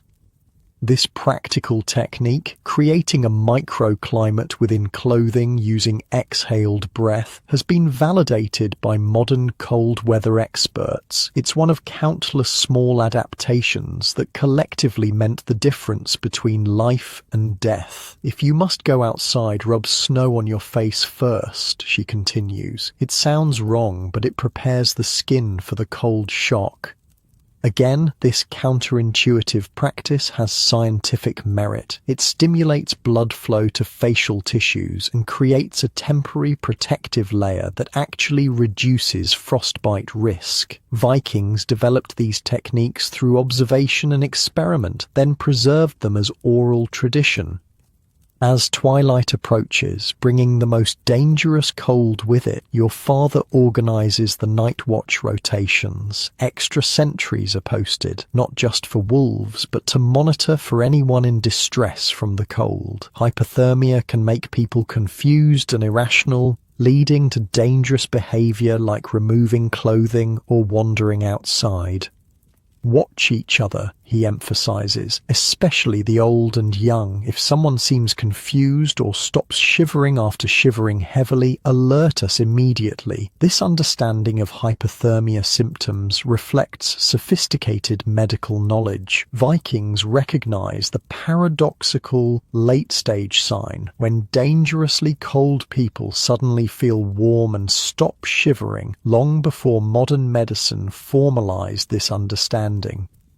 The longhouse settles in for what everyone knows will be a brutal night. The central fire burns higher than usual, casting flickering light across worried faces. Outside, the temperature continues to plummet. Through the smoke hole, stars appear with unusual clarity, a beautiful but ominous sign of extremely cold, dry air. "Will the wolves attack tonight?" asks your little sister as your family arranges sleeping furs on the platform. "No," your mother answers confidently. "Wolves are smart enough to shelter in killing cold. Even they know when to respect winter's power." This is likely accurate. Wolves typically den during extreme temperature drops, preserving energy rather than hunting. Nature enforces truces between predators and prey when survival demands it. As full darkness falls, your grandmother begins another tradition specifically for extreme cold nights, the warmth tale. This is a special category of story designed to create psychological warmth through imagery and memory. Modern science would eventually confirm that visualizing warmth can actually affect perceived temperature and comfort. "Remember the summer solstice fires," she begins, her voice carrying through the longhouse, the flames leaping higher than three men standing on each other's shoulders. "Remember the heat on your faces, so intense you had to step back. Remember the sweat on your skin, the warm earth beneath bare feet." Everyone listens, eyes closed, conjuring these sensory memories. The technique works. You can almost feel phantom warmth from the remembered midsummer celebration. "Remember the bathing in the lake after harvest," she continues, "the water still holding summer's heat, the sun baking the rocks where we laid our clothes, the steam rising from wet hair in the afternoon light." The imagery grows more vivid with each description. This isn't merely distraction, but a sophisticated psychological technique for enduring physical hardship. The mind is enlisted as an ally against the cold. As the night deepens, the watch rotation begins. When your turn comes in the pre-dawn hours, you bundle in extra layers and take your position near the fire. Your job is simple but crucial. Maintain the flames at the prescribed height, neither too high, wasting precious fuel, nor too low, risking dangerous cooling.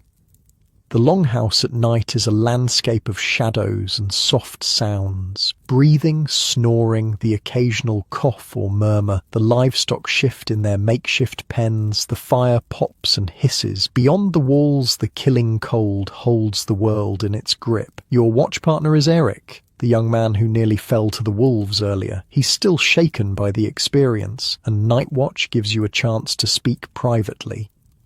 "I froze," he admits quietly, staring into the flames. "When I saw them coming, I couldn't move for a moment. If Gunnar hadn't shouted, I'd be dead. But you didn't run the wrong way," you point out. "You didn't panic. You survived." Eric considers this. "I suppose that's what matters in the end? Not how brave you looked, but whether you lived to see morning?" This pragmatic philosophy underlies much of Viking culture. Survival isn't about performing heroism, it's about making it through to the next challenge. Glory comes second to practicality. As you tend the fire together, Eric shares what he saw of the wolf pack up close. "Their ribs were showing through their fur," he describes, eyes sunken. "They're starving, truly desperate. That makes them more dangerous than any well-fed wolf." This observation adds crucial context to the siege situation. The wolves aren't attacking out of territorial aggression or predatory opportunity, but from existential necessity. They're fighting for survival, just like the humans. "Spring seems very far away," Eric muses, adding a small log to the fire carefully. "It always does in February," you reply with wisdom beyond your years, "but it always comes eventually." This cycle of despair and hope characterizes the Viking winter experience. The psychological journey mirrors the seasonal one. Darkness giving way to light, cold yielding to warmth, scarcity replaced by abundance. The certainty of this cycle provides the emotional foundation for enduring its hardest phases. A sound outside breaks the quiet contemplation, a distinct howl, but with an unusual tone. Eric tenses. "That's not right," he whispers. "Something's happening with the pack." More howls follow, creating a chaotic chorus unlike the coordinated communications you've heard previously. Something has disrupted the wolf pack's order. "Should we wake the others?" you ask. Eric listens intently before shaking his head. "Not yet. Let's understand what's happening first." The howling continues, now interspersed with other sounds. Snarls, yelps, the sounds of conflict. The wolf pack appears to be fighting amongst itself, a breakdown of social order triggered by extreme conditions. Food competition, Eric guesses. When resources become too scarce, pack hierarchy sometimes collapses. This insight reflects the detailed understanding Vikings had developed of predator behavior. Through generations of observation, they recognized patterns and turning points in wildlife behavior, using this knowledge for survival advantage. The wolf discord continues through your watch, gradually diminishing as dawn approaches. When your father rises with the earliest light, Eric reports what you've heard. "Good," your father says simply. "Division makes them weaker. Today might bring opportunity. The killing cold has passed its peak, though the temperature remains dangerously low. Through the smoke hole, the morning reveals a world transformed. Every surface covered in frost crystals that sparkle in the rising sun. The beauty belies the deadly conditions." As the longhouse stirs to life, your grandmother checks on Ivar's wound. The night has brought a positive turn. The redness has receded and the heat has diminished. The birch bark medicine appears to be working. The infection retreats, she announces. The leg may be saved if we remain vigilant. This small victory boosts communal morale. In winter siege conditions, each positive development takes on magnified importance. The psychological balance between hope and despair can tip on such seemingly minor details. The morning meal is served, again at reduced rations, but prepared with care to maximize both nutrition and satisfaction. Food isn't just fuel, it's comfort, connection, and continuity. Even in crisis, meals remain a centering ritual.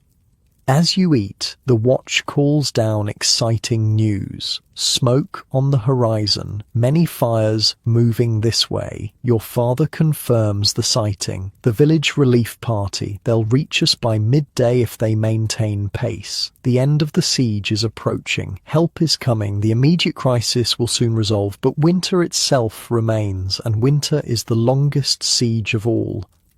The village relief party appears first as dark shapes against the snow, then resolves into a formation of 20 warriors moving in tight formation. They travel on skis, gliding across the deep snow with practiced efficiency. Each carries weapons and supplies. At the center of their formation, they pull 2 cargo sleds loaded with provisions.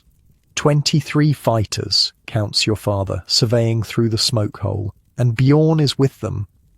A murmur of relief ripples through the longhouse. Your brother made it safely to the village and has returned with the rescue party. The sight of the approaching force lifts a weight that's been pressing on the community for days. "The wolves?" asks your mother, joining your father at the observation point. "No sign yet, but they're watching." Your father gestures toward the forest edge. "They'll know they're outnumbered now." The approaching rescue creates a flurry of activity inside the longhouse. The door area is cleared. Weapons are readied, not for immediate threat, but as precaution. Your grandmother prepares medicinal tea for the new arrivals, who will be cold and tired from their journey. "Someone check the gable smoke holes," orders your father, referring to the secondary ventilation openings at either end of the longhouse. "We'll need more air circulation with so many people inside." This practical consideration, adjusting ventilation for increased occupancy, demonstrates the adaptability of Viking architecture. The longhouse isn't a static structure, but a living system that can be reconfigured based on changing needs. As the relief party approaches the cleared area around the buildings, a warning shout goes up from one of their flanking scouts. From your vantage point through the smoke hole, you see the reason. Wolves have emerged from the forest, a scattered line of grey shapes moving parallel to the human formation. "The pack is challenging them," says Gunnar, watching intently, "testing for weakness." What unfolds is a deadly ballet across the snow. The wolf pack, which you can now count as 11 animals, circles and probes, looking for vulnerability in the human line. The warriors maintain formation, using their numbers to present a unified front while continuing to advance toward the longhouse. "Smart tactics," approves your father. "They're not breaking pace or formation, just making steady progress while staying defensive." The wolves make several feinting runs toward the human group, veering away before actual contact. These aren't serious attack attempts, but assessment probes, the pack leaders gauging the threat level and response patterns. It's a sophisticated strategic approach that contradicts the image of wolves as mindless predators.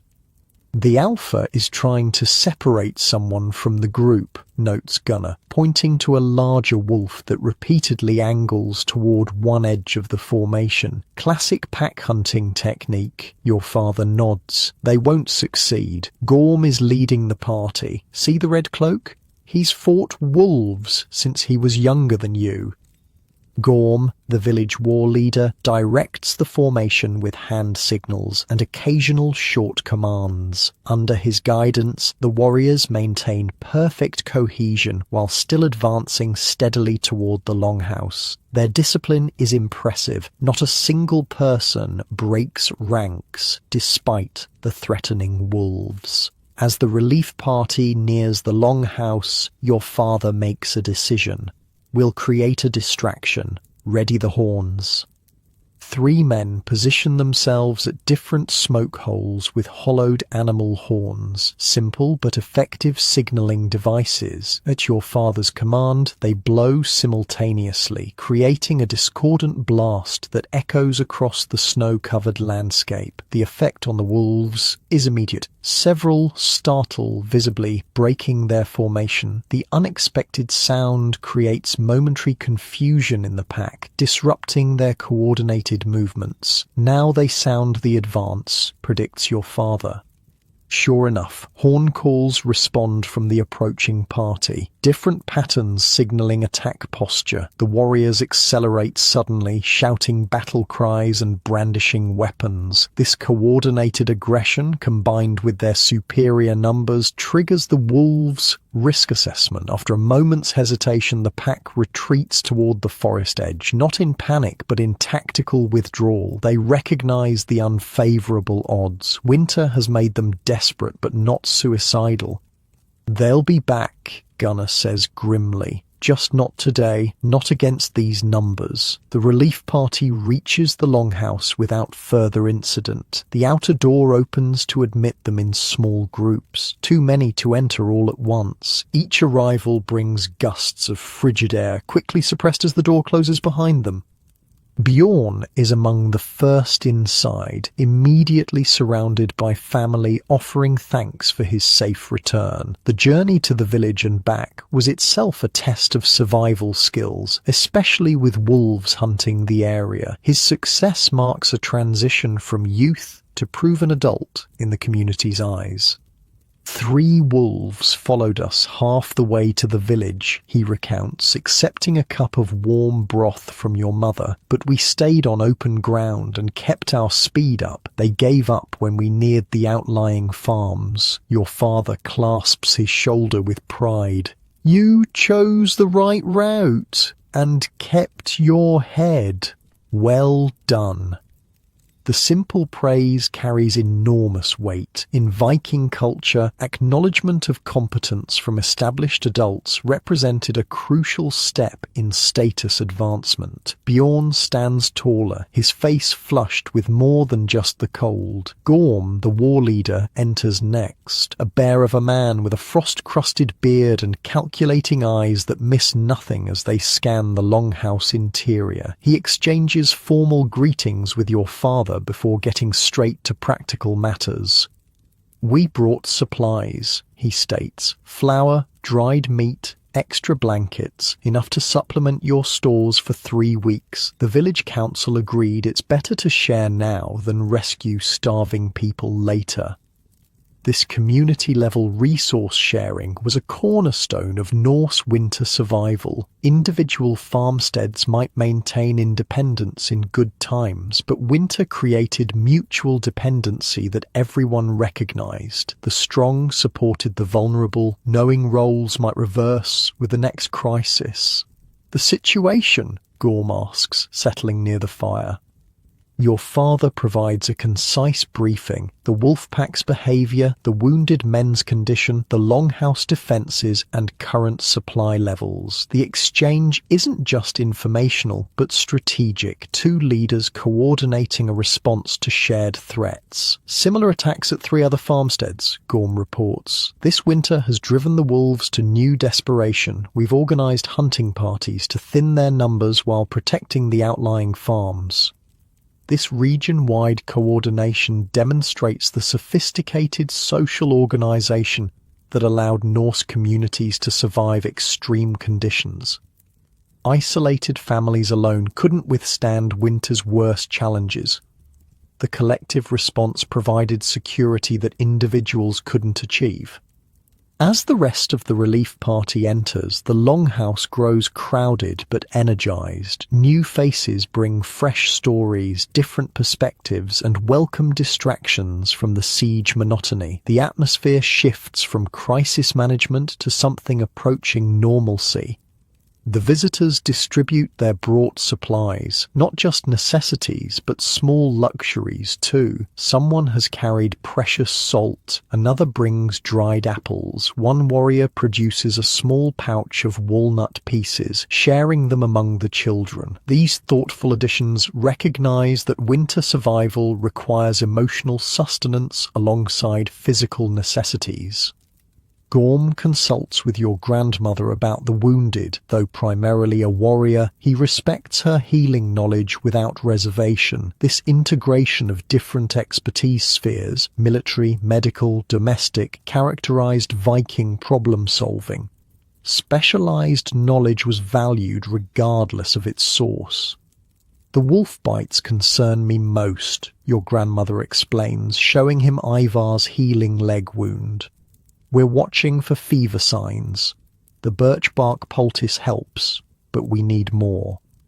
"We brought fresh medicines," Gorm responds, including raven's fat for wound binding. This specific remedy, fat from ravens prepared with certain herbs, was particularly valued for treating animal bites. Modern analysis has shown it contained natural antimicrobial compounds.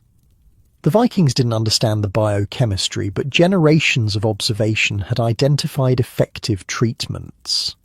As medical discussions continue, your father and Gorm turn to planning the immediate future. The relief party will remain for 3 days, long enough to secure the area, hunt game if possible, and strengthen the farmstead's defenses before returning to the village with any vulnerable community members. "We should check the outlying buildings while we have the numbers," suggests your father. "The smokehouse, storage sheds, and cattle barn need repairs after the storm." Gorm agrees, organizing teams for different tasks. The strategic approach is comprehensive, addressing immediate safety, medium-term food security, and infrastructure integrity in systematic fashion. This wasn't reactive survival, but proactive planning. You find yourself assigned to a team inspecting and repairing the smokehouse, a critical food preservation facility that has suffered damage during the recent storm. Under the supervision of an older warrior named Halfdan, you help clear snow from the roof and reinforce a sagging beam. "Good work," Halfdan comments as you efficiently pass tools and materials. "You've done this before." "Every winter," you confirm. "Father says the smokehouse is more important than our own sleeping quarters." Halfdan nods approvingly. "Smart man. A strong family can sleep in a damaged house, but no one survives spring without properly smoked meat." This practical wisdom, prioritizing food security infrastructure over comfort, reflects the pragmatic value system that enabled Viking survival. The hierarchy of needs was clearly understood, with little sentimentality clouding crucial decisions. As repairs progress, you notice Halfdan examining your technique with thoughtful attention. Viking education rarely involved formal instruction. Instead, adults observed young people's work to identify aptitudes and interests that might develop into specialized roles. "You have good hands for detail work," he comments casually. "Ever considered learning the carpenter's craft? The village needs a new apprentice. Old Thorstein's eyes are failing him." The suggestion lands with surprising weight. This isn't idle conversation, but a potential life direction being identified. In Viking society, specialized crafts provided both community status and economic security. A recognized carpenter would never lack for work or respect. "I hadn't thought about it," you admit, suddenly seeing a possible future path unfolding. "Think about it during the remaining winter," Halfdan suggests. "Speak to your father. If you're interested, I can arrange an introduction to Thorstein in spring." This casual interaction demonstrates how Viking winter wasn't merely about physical survival, but also social continuity, identifying the next generation's skills, establishing mentorship pathways, and ensuring knowledge transmission. Even in crisis, the long-term viability of the community remained in focus. By midday, the combined workforce has made significant progress on repairs and security improvements. The longhouse feels different, not just more crowded, but more confident. The wolf threat hasn't disappeared, but its psychological grip has loosened. A communal meal brings everyone together, with the newcomers contributing from their supplies to create the most substantial feast since the elk hunt. The atmosphere approaches celebration, though tempered by the awareness that winter dangers continue. During the meal, village news is exchanged: births, deaths, conflicts, reconciliations. This isn't mere gossip, but vital social intelligence, maintaining community cohesion across physically separated farmsteads. Who has married, who has quarrelled, whose farm prospers or struggles. All this information shapes future interactions and mutual support networks. "Old Sigrid passed during last week's storm," reports one of the village women. "Went peacefully in her sleep, which is all any of us can hope for in winter." Everyone nods respectfully. Winter deaths, particularly of the elderly, were expected but still honoured. Sigrid would be placed in a temporary storage building until spring allowed for proper burial rites. This pragmatic handling of death reflected Viking acceptance of natural cycles. "And Frida gave birth to twin boys the night before we left," adds another woman on a brighter note, "both healthy and loud-lunged. This news brings genuine cheer. Successful winter births represented hope and continuity. The mother and infants would receive special community support, with extra food shares allocated until spring." Another example of collective resource management prioritizing vulnerable members. As the meal concludes, Gorm outlines the plan for dealing with the wolf pack permanently. We've tracked them to a denning area 2 valleys over, he explains. Tomorrow we hunt them systematically, not for sport or glory, but necessity. This isn't presented as revenge or sport, but as ecological management, a calculated reduction of predator pressure to sustainable levels. Vikings understood their environment as a system requiring balance. Too many wolves threatened human survival, but eliminating them entirely would create different problems. We leave 5 warriors here as security, Gorm continues. The rest join the hunt. We should return by nightfall. Your father agrees with the approach. The combined force will easily outnumber the weakened wolf pack, bringing the immediate crisis to resolution while addressing the regional threat. As afternoon fades toward evening, the crowded longhouse reorganizes for the night. Sleeping arrangements are negotiated, with the visitors accommodated throughout the available space. Privacy becomes an even more theoretical concept than usual, but no one complains. The social connection outweighs the inconvenience. The evening transitions into storytelling, with visitors and hosts trading tales. These range from practical hunting advice disguised as adventure stories to mythological narratives reinforcing cultural values. The educational content is substantial, but delivered as entertainment rather than instruction.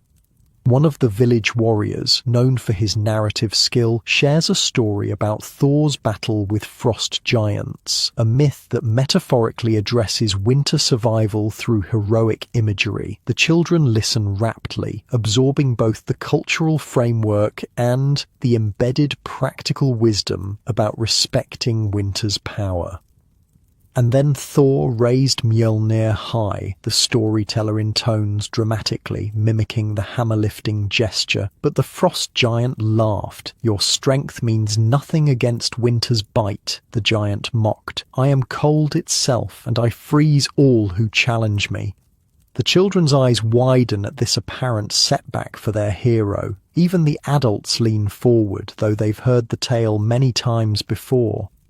Thor lowered his hammer then, continues the storyteller, his voice dropping, and the giants thought he surrendered, but Thor was wise as well as strong. He said, I do not fight you alone, giant. I fight with knowledge passed from my father and his father before him. The storyteller pauses for effect, looking around the rapt audience. Thor then built not a weapon, but a fire, not a shield, but a shelter, not alone, but with companions. And when the frost giant attacked again, Thor's preparation defeated what strength alone could not. This conclusion draws murmurs of approval. The lesson is clear. Winter survival depends not on individual heroism, but on preparation, knowledge, and community. Even the gods succeed through wisdom rather than mere power when facing winter's challenges. As more stories unfold, you notice your grandmother deep in conversation with a visitor you haven't met before, an older woman wearing distinctive jewelry that marks her as a Velva, a seeress and keeper of magical knowledge. Their hushed exchange appears serious, with occasional glances toward the wounded men. Your curiosity draws you closer, catching fragments of their conversation. The infection spreads despite the birch bark, your grandmother is saying. I've tried the usual remedies. The vulva nods thoughtfully. There are older methods from before the Christ followers came. This reference to pre-Christian practices isn't unusual in your community. Though officially converted generations ago, many Norse settlements maintained dual religious traditions, especially in medicine and protection rituals. Christianity claimed public allegiance, but older ways persisted in private, practical applications. I remember some, your grandmother acknowledges, but your knowledge runs deeper.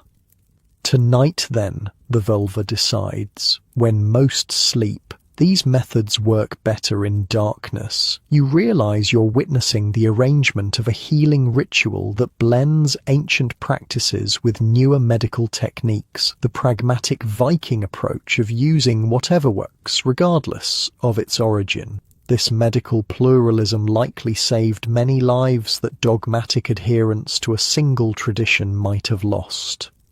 As night deepens, most of the longhouse occupants settle into sleep. The extra bodies actually improve the thermal environment, raising the ambient temperature noticeably. You drift off to sleep more comfortably than you have in days, lulled by the sense of security that numbers provide. You wake briefly in deepest night, roused by soft chanting from the area where the wounded men rest. Through half-opened eyes, you glimpse your grandmother and the vulva working by firelight, their hands moving in practiced patterns over Ivar's injured leg. They apply substances you can't identify, whispering words in an older dialect that you only partially understand. This glimpse of ancient healing practices, surviving alongside newer methods, demonstrates the practical syncretism that characterized Viking culture. They weren't rigid traditionalists or eager adopters of the new, but pragmatic users of whatever proved effective regardless of its source or age.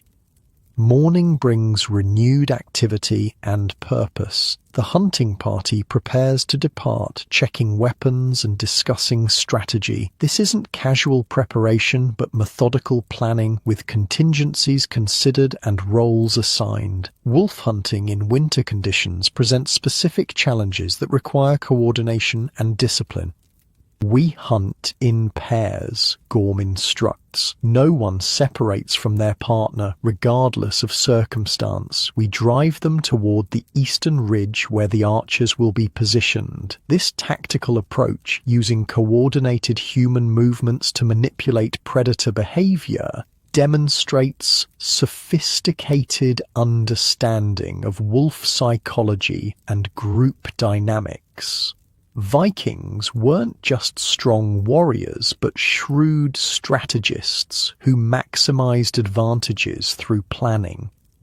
Your father and Bjorn are both joining the hunt. As they prepare, your mother ensures their equipment is optimal, checking binding security on skis, testing blade sharpness, packing emergency fire starters. These small attentions might seem minor, but could determine survival if conditions deteriorate. Remember your training, she tells Bjorn, adjusting his outer cloak. No heroics. Bjorn nods seriously. His recent messenger journey has matured him visibly. He understands now that survival isn't about individual glory, but returning safely to contribute again tomorrow. As the hunting party departs, those remaining reorganize the longhouse again. With fewer bodies, ventilation is adjusted and sleeping areas reconfigured. The constant adaptation continues. Viking living spaces weren't static environments but responsive systems continuously optimized for changing conditions. Your grandmother checks the wounded men, paying particular attention to Ivar's leg. Whatever ritual she performed with the vulva during the night appears to have helped. The angry redness has receded further, and his fever has broken. The old ways have power. She comments quietly to you as you help change bandages. Remember that. Knowledge is never wasted, even when new ways come. This perspective, valuing traditional knowledge while remaining open to innovation, characterizes the Viking approach to survival challenges. They weren't conservative or progressive in modern terms, but pragmatic adapters who evaluated ideas based on results rather than origin. With the immediate wolf threat reduced by the hunting party's presence, attention turns to medium-term survival tasks. You join a small group venturing to the frozen stream to cut ice blocks, a winter water source when liquid water is inaccessible. The relief party provides security, making this essential work possible again. Ice harvesting requires specialized tools and techniques. You use iron-tipped picks to break through the surface, then saws to cut uniform blocks that can be transported on sleds. The work is physically demanding but methodical, with each person performing specific roles in the process. "We'll need at least 20 blocks," calculates the team leader. "Enough for 3 days melting." This precise resource planning extends to all aspects of Viking winter life. Nothing is gathered randomly or in excess. Each activity has specific targets based on consumption rates and storage capacity. The mathematical thinking is impressive, especially considering it occurs without written calculations. As you work on the frozen stream, one of the village warriors tells you about a new technique they've developed for ice storage. By covering blocks with sawdust and storing them in north-facing, partially underground chambers, they've managed to preserve ice well into summer, extending the food preservation season significantly. "We kept fish fresh until midsummer last year," he explains proudly. "The village headman traded some to a merchant ship, got twice the usual price because no one else had fresh fish then." This innovation, essentially a primitive refrigeration system, demonstrates the continuous adaptation that characterized Viking technology. They weren't simply repeating ancestral methods, but actively improving them through experimentation and observation. When you return with the ice blocks, the longhouse has been transformed yet again. The relief party brought not just supplies, but news and social connection, revitalizing the winter-weary farmstead. Children play games learned from village peers. Women exchange pattern designs for spring weaving projects. Men discuss construction improvements for the coming building season. This social revitalization is as important as the material assistance. Winter isolation took psychological tolls that regular community interaction helped alleviate. The relief visit serves emotional needs alongside practical ones, another dimension of holistic survival strategy.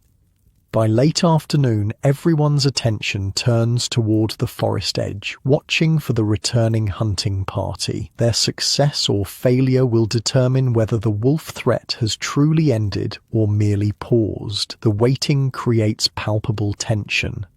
Finally, movement appears at the tree line. The hunting party emerges onto open ground, moving steadily toward the longhouse. Even from a distance, their posture communicates success. They move with the relaxed confidence of those who have eliminated a threat. As they draw closer, details become visible. Several men drag sleds loaded with wolf carcasses, trophies that represent both security and valuable resources. Wolf fur makes excellent winter clothing. Tendons provide strong cord material. Even the meat, though not preferred, is usable in emergency conditions. Your father and Bjorn return safely, tired but uninjured. The hunt was successful beyond expectations. 9 wolves killed, with the remaining pack members scattered and unlikely to regroup. They were already fighting amongst themselves when we found them, your father reports. Starving, weakened. Some showed signs of illness. It was almost too easy. This outcome reflects ecological reality. The wolf pack had already exceeded the carrying capacity of their territory, leading to internal conflict and disease. The human intervention merely accelerated a natural population correction that winter would have eventually forced. Gorm supervises the processing of the wolf carcasses, not inside the longhouse, but in a designated outdoor area where the valuable materials can be harvested without contaminating living spaces. Nothing is wasted, from fur to bones. Even parts not immediately useful are preserved for potential future applications.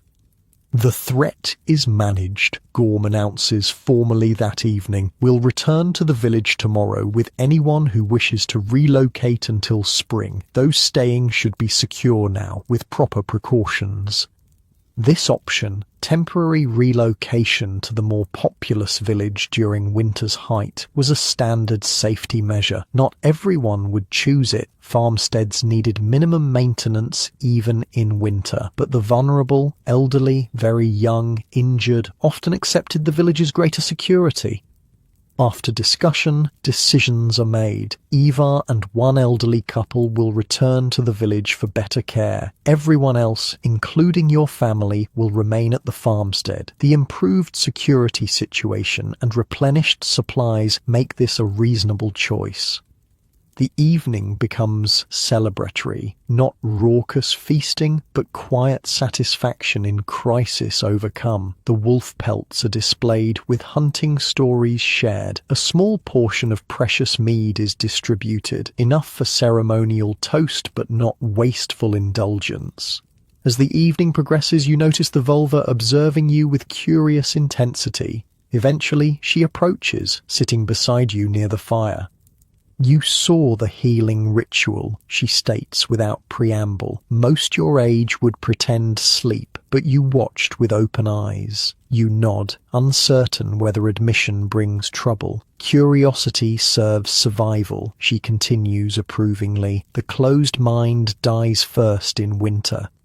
This validation of intellectual curiosity reflects an often overlooked aspect of Viking culture, their respect for knowledge acquisition and mental adaptability. The stereotype of mindless berserkers contradicts the historical reality of a people who valued learning and innovation alongside physical capability.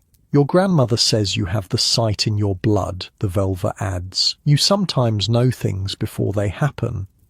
This reference to intuitive abilities, what modern people might call heightened pattern recognition or unconscious processing, was taken seriously in Norse culture. Such sight wasn't dismissed as superstition, but recognized as a valuable survival trait that helped anticipate threats and opportunities.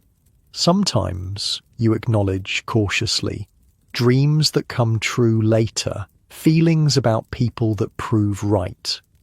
The vulva nods as if confirming a theory. If you were a girl, I'd offer apprenticeship, but even for boys, such gifts have value. Watch for signs, trust what you sense. Winter speaks to those who listen.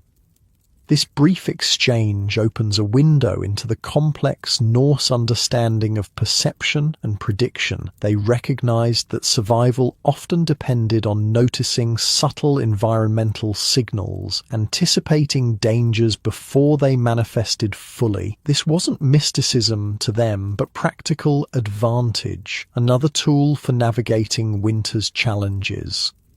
As night settles fully over the longhouse, the atmosphere is transformed from the tense vigilance of recent days. The wolf threat has been neutralized, supplies have been replenished, community bonds have been reinforced. Winter hasn't ended, but its grip has loosened momentarily.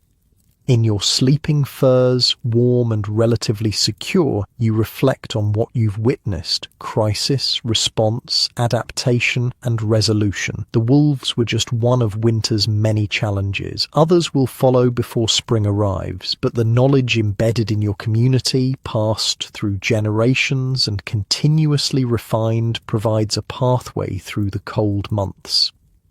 Winter survival isn't about conquering nature, but understanding it, working with its patterns while respecting its power. The Vikings mastered this balance not through dominance, but through observation, adaptation, and cooperation. As sleep approaches, you wonder what challenges tomorrow will bring, knowing that whatever comes, the accumulated wisdom of your ancestors has prepared you to face it. Winter continues, but so do you. Morning brings the departure preparations. The relief party readies to return to the village, taking with them Ivar and the elderly couple who've chosen relocation. The mood is bittersweet. Gratitude for the assistance mingles with awareness that the farmstead will again face winter's challenges with reduced numbers. Goodbyes are practical rather than emotional. Vikings rarely indulged in lengthy farewells. The harsh reality of their world meant any parting might be permanent, making elaborate goodbyes both painful and inefficient. Keep the south wall reinforced, Gorm advises your father before leaving. That's where the next storm will hit hardest. Your father nods, accepting the weather prediction with respect. Gorm's joint experience as warrior and fisherman has honed his ability to read natural patterns, a skill as valuable as strength in the Viking world. As the visitors make final preparations, resources are redistributed. The village has sent gifts beyond emergency supplies, small luxuries that acknowledge the farmstead's continued value to the community. A pouch of precious salt, iron fish hooks crafted by the village smith, a small jar of honey reserved normally for the ill. For the children, says Gorm, presenting your mother with the honey jar, to remember sweetness exists even in winter's heart.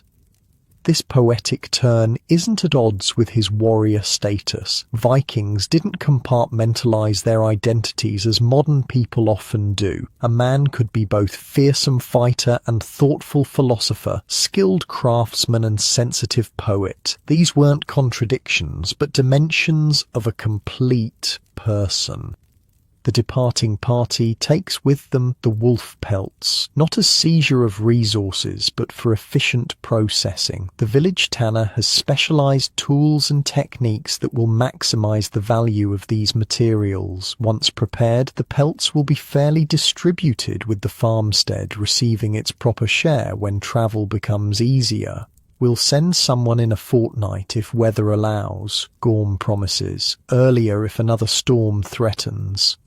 This commitment to ongoing support reflects the communal survival strategy that defined Norse winter life. No farmstead was truly isolated. All existed within a mutual assistance network that recognized individual vulnerability while promoting collective resilience. The departure itself is swift and orderly. The visitors leave at dawn, when the snow bears weight best before the day's slight warming. They travel light but prepared, moving in defensive formation despite the reduced wolf threat. Vigilance never fully relaxes in winter.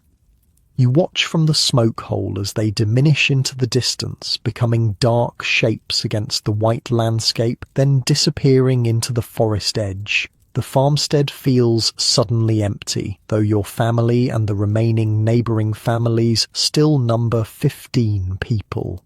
After the crowded days with the relief party, the longhouse seems cavernous. Back to our routine, announces your father, practical as always. We've lost 3 days of regular work, time to recover the pattern.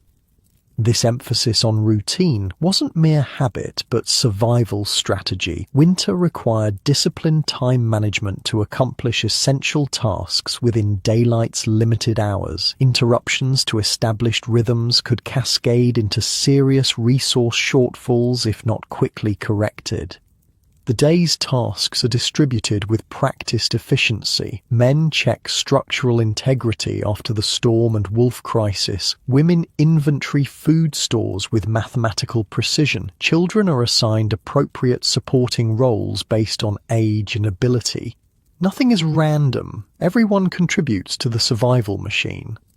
Your assignment today focuses on an aspect of Viking winter life rarely depicted in modern imagery: textile production. You join your mother and 2 other women at the large standing loom erected against the longhouse wall. Here, crucial winter work continues regardless of external crises.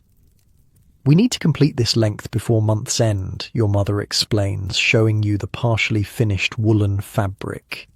Without enough new cloth, spring garments can't be made. This practical concern, ensuring sufficient textile production during winter for the coming year's clothing needs, represented one of the most essential winter activities. Without adequate cloth, everything from daily wear to sailing gear would be compromised, affecting all aspects of Viking life, from farming to trading to warfare. The loom itself is an impressive piece of engineering, a warp-weighted design where stone or clay weights tension vertical threads, allowing horizontal threads, weft, to be passed through methodically. The technique predates the Vikings by thousands of years, but was refined to high efficiency in Norse culture. "Your tension is improving," notes your mother as you work the threads carefully. "More consistent than last month." This simple praise carries significant weight. Textile production wasn't merely women's work, but highly valued technical skill that directly impacted survival. A well-made cloth provided better insulation, lasted longer, and required less material, all crucial efficiency factors in a resource-limited environment. As you work, your mother and the other women engage in a unique form of winter education, rhythmic knowledge transmission through work songs. These weren't mere entertainment, but sophisticated memory devices that preserved and conveyed critical information. Warp above, weft below, this is how the strong cloths grow, they sing in unison. Summer sheep give winter warmth, spring will come when cloth goes forth. The simple lyrics contain multiple layers of practical knowledge, proper weaving technique, seasonal resource planning, and psychological reinforcement of winter's temporary nature. The rhythmic nature helps maintain consistent work pace while embedding information in memorable patterns. For the next hour, you absorb both technical skill and cultural knowledge simultaneously. The women sing of wool types and their best uses, of dye plants to gather in different seasons, of weaving patterns that shed water or trap maximum air for insulation. Nothing is written, yet nothing important is forgotten. The songs ensure knowledge survives across generations.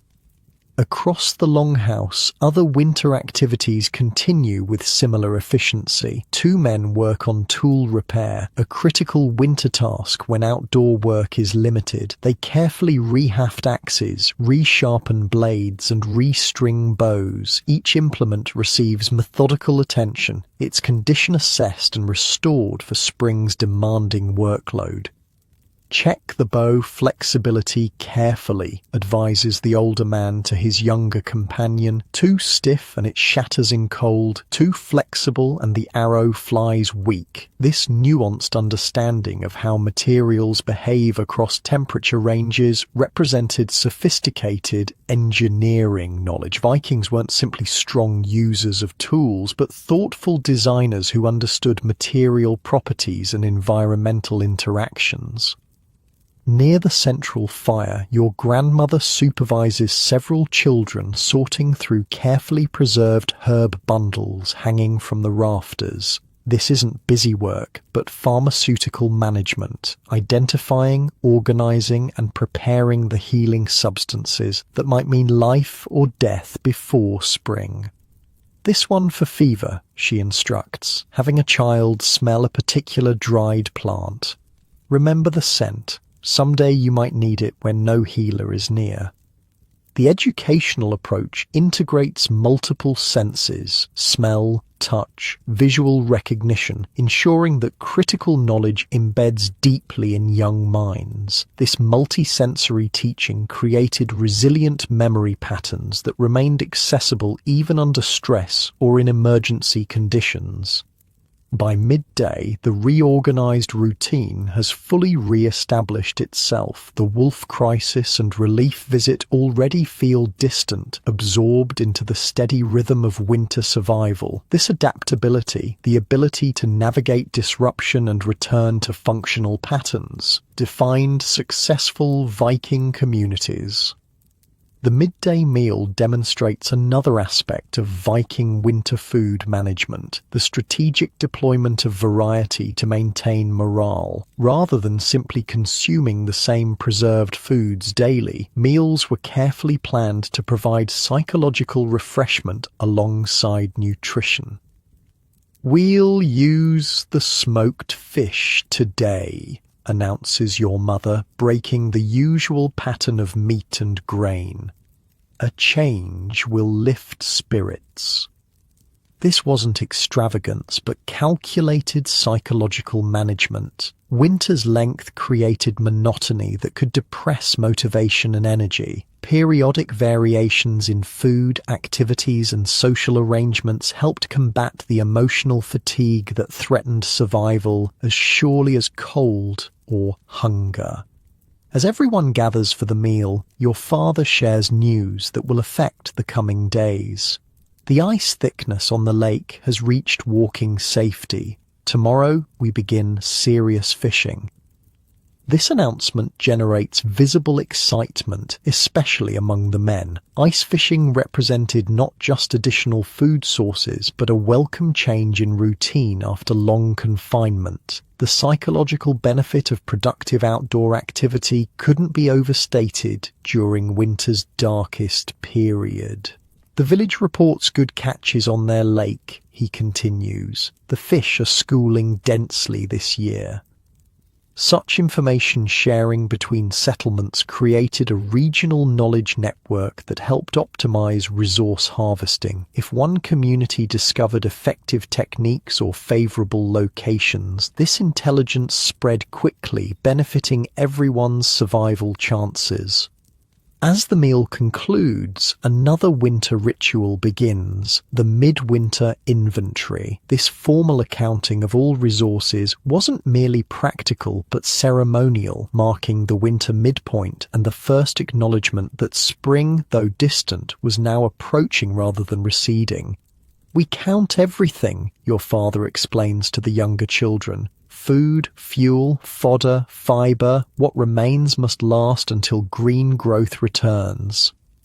The process is methodical and community-wide. Every storage container is opened, its contents assessed and recorded using a tally stick system. Food stores are weighed or measured. Firewood is precisely stacked and counted. Animal fodder is calculated against livestock needs.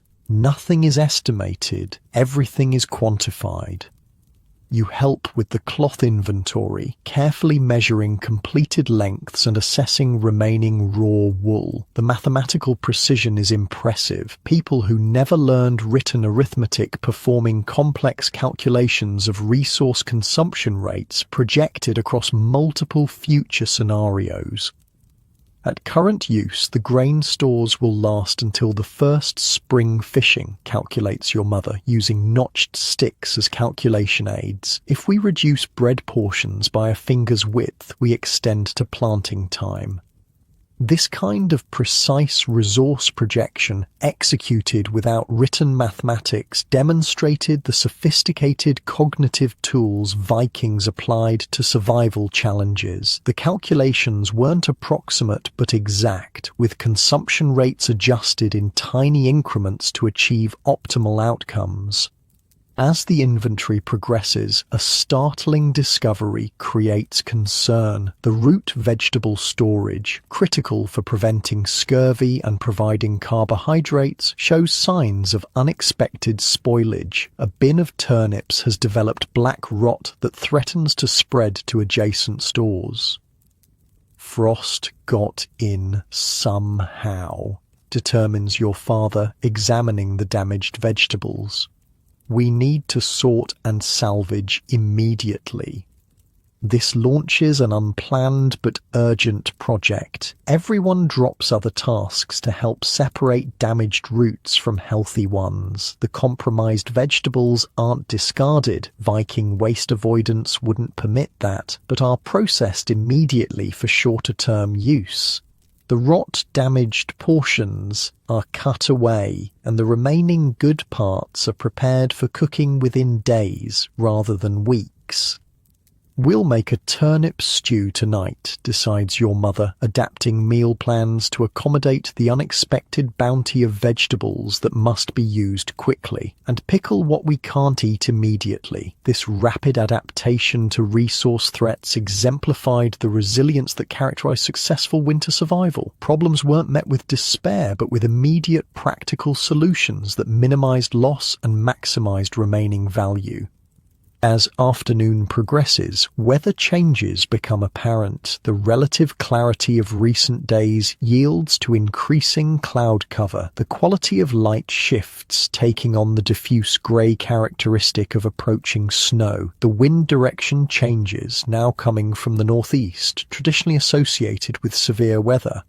Storm coming, predicts your grandmother, her arthritic joints providing a reliable forecasting system. 2 days, maybe less. No one questions this assessment. Age-related weather sensitivity was recognized as valid observational data, not dismissed as superstition. Viking survival depended on integrating all available information sources, regardless of their nature. A prediction based on joint pain received the same serious consideration as one based on cloud patterns.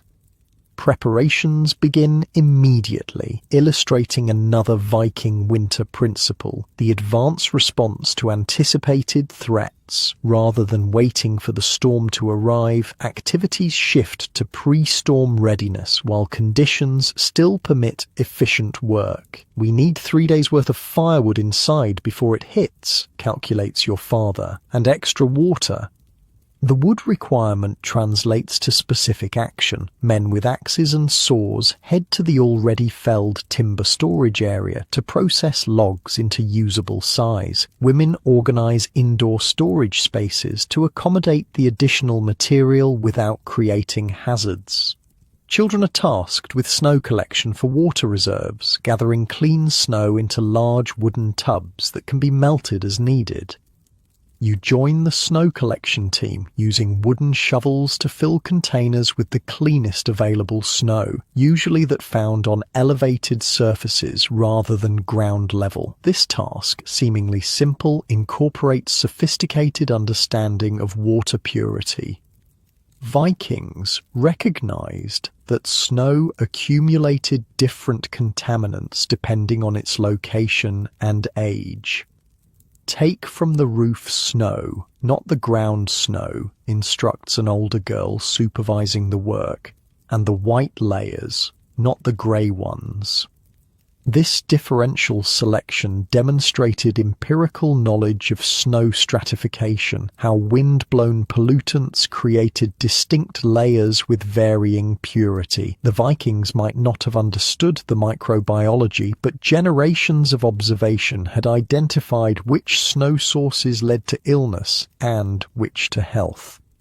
As you work, an unexpected visitor appears at the longhouse entrance, a lone traveller on skis, approaching from the direction opposite the village. The appearance of a solitary winter traveller immediately raises both interest and caution. Winter journeys alone were undertaken only out of necessity or for specialised purposes. The visitor's clothing identifies him before he even reaches speaking distance, the distinctive dark robes and staff marking him as a Christian priest, likely from the small church established near the regional trading centre some days' journey away. His presence is unusual, but not unprecedented. "Peace to this house," he greets in accented Norse as he's admitted through the entrance airlock. "I seek shelter before the storm." Your father welcomes him with formal courtesy. Despite the region's relatively recent conversion to Christianity, relationships between old beliefs and new remained pragmatically cordial in most areas. Religious exclusivity was a luxury few could afford when survival required community cooperation regardless of faith differences.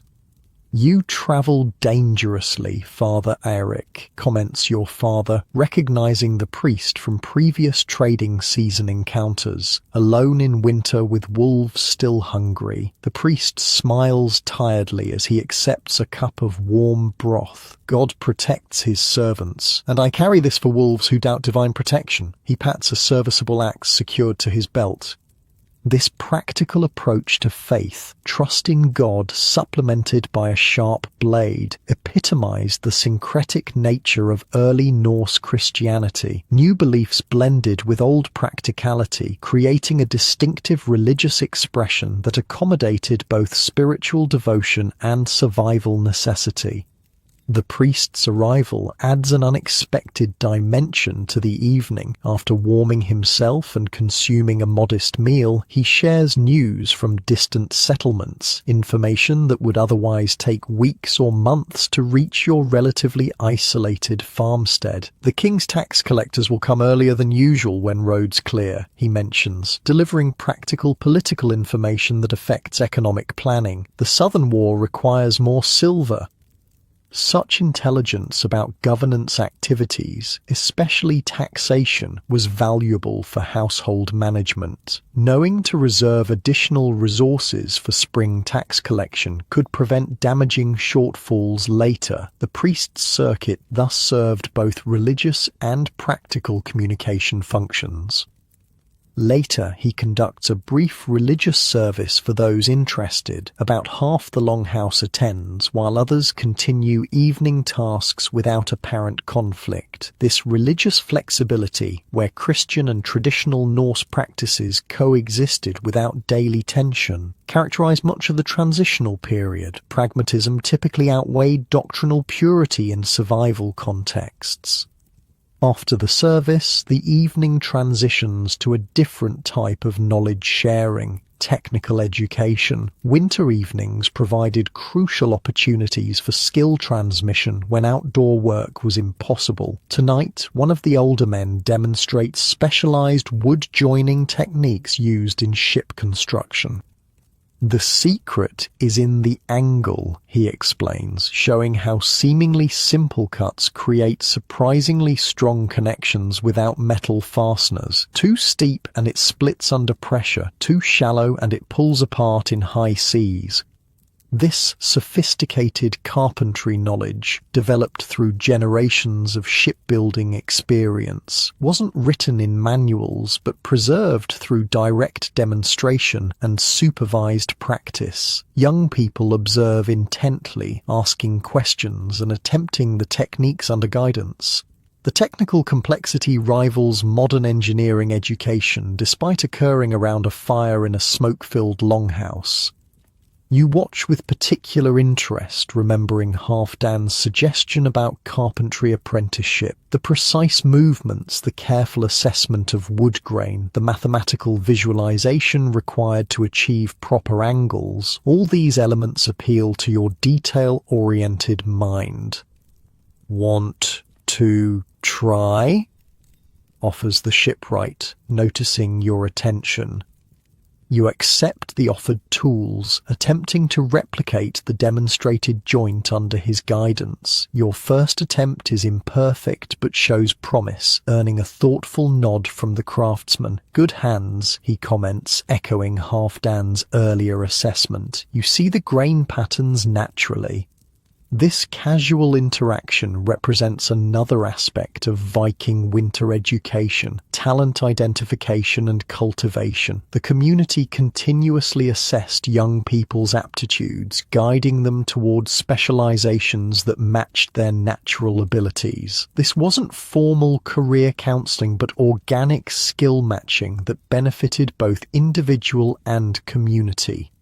As evening deepens, the approaching storm makes itself known. Wind increases audibly, creating distinctive moans and whistles as it finds tiny gaps in the longhouse construction. Snow begins falling again, visible through the smoke hole as swirling white against deepening darkness. "It comes faster than expected," notes your grandmother, listening to the changing wind sounds. "We should prepare for 3 days, not 2. This adjustment, based on sensory information rather than formal measurement, demonstrates the continuous assessment and response that characterized Viking weather adaptation. Predictions were never fixed, but constantly updated based on new data, with plans modified accordingly.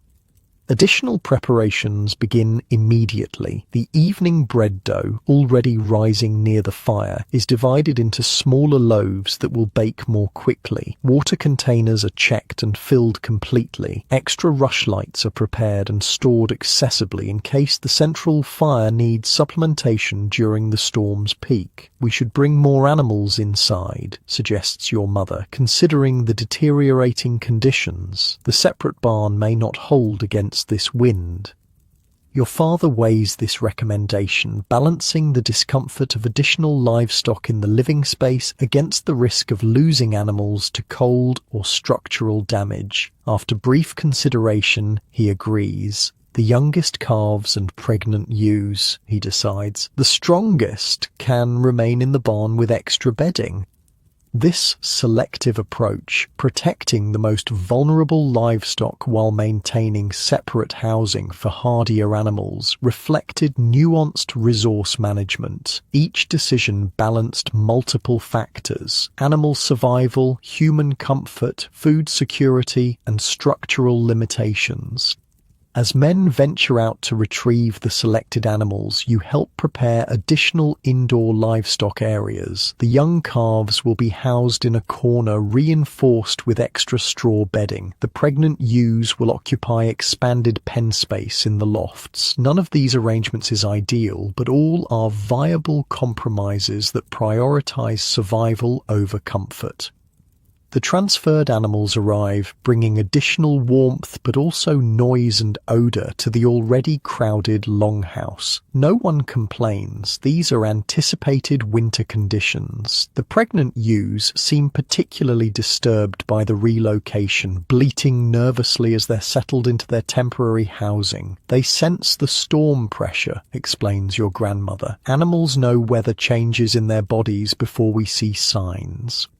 This recognition of animal sensitivity as a legitimate information source exemplified the Vikings' integrated knowledge system. Observations from all available sources, human senses, animal behavior, physical indicators, combined to create a comprehensive environmental awareness that supported survival decisions.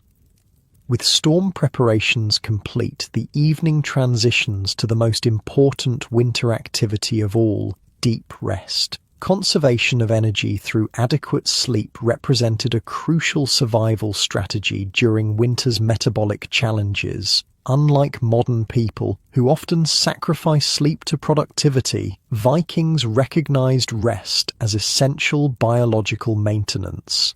Early to furs tonight, announces your father. The storm will demand strength tomorrow. No one objects to this sensible instruction. Sleep isn't considered laziness but necessary recovery, particularly before anticipated challenges. The longhouse settles quickly, with families arranging themselves in sleeping groups designed to maximize shared warmth. You join your siblings under layers of wool blankets and fur coverings, positioned on the sleeping platform at precisely the optimal distance from the central fire, close enough for warmth but not so near as to risk sparks or excessive drying of breathing passages.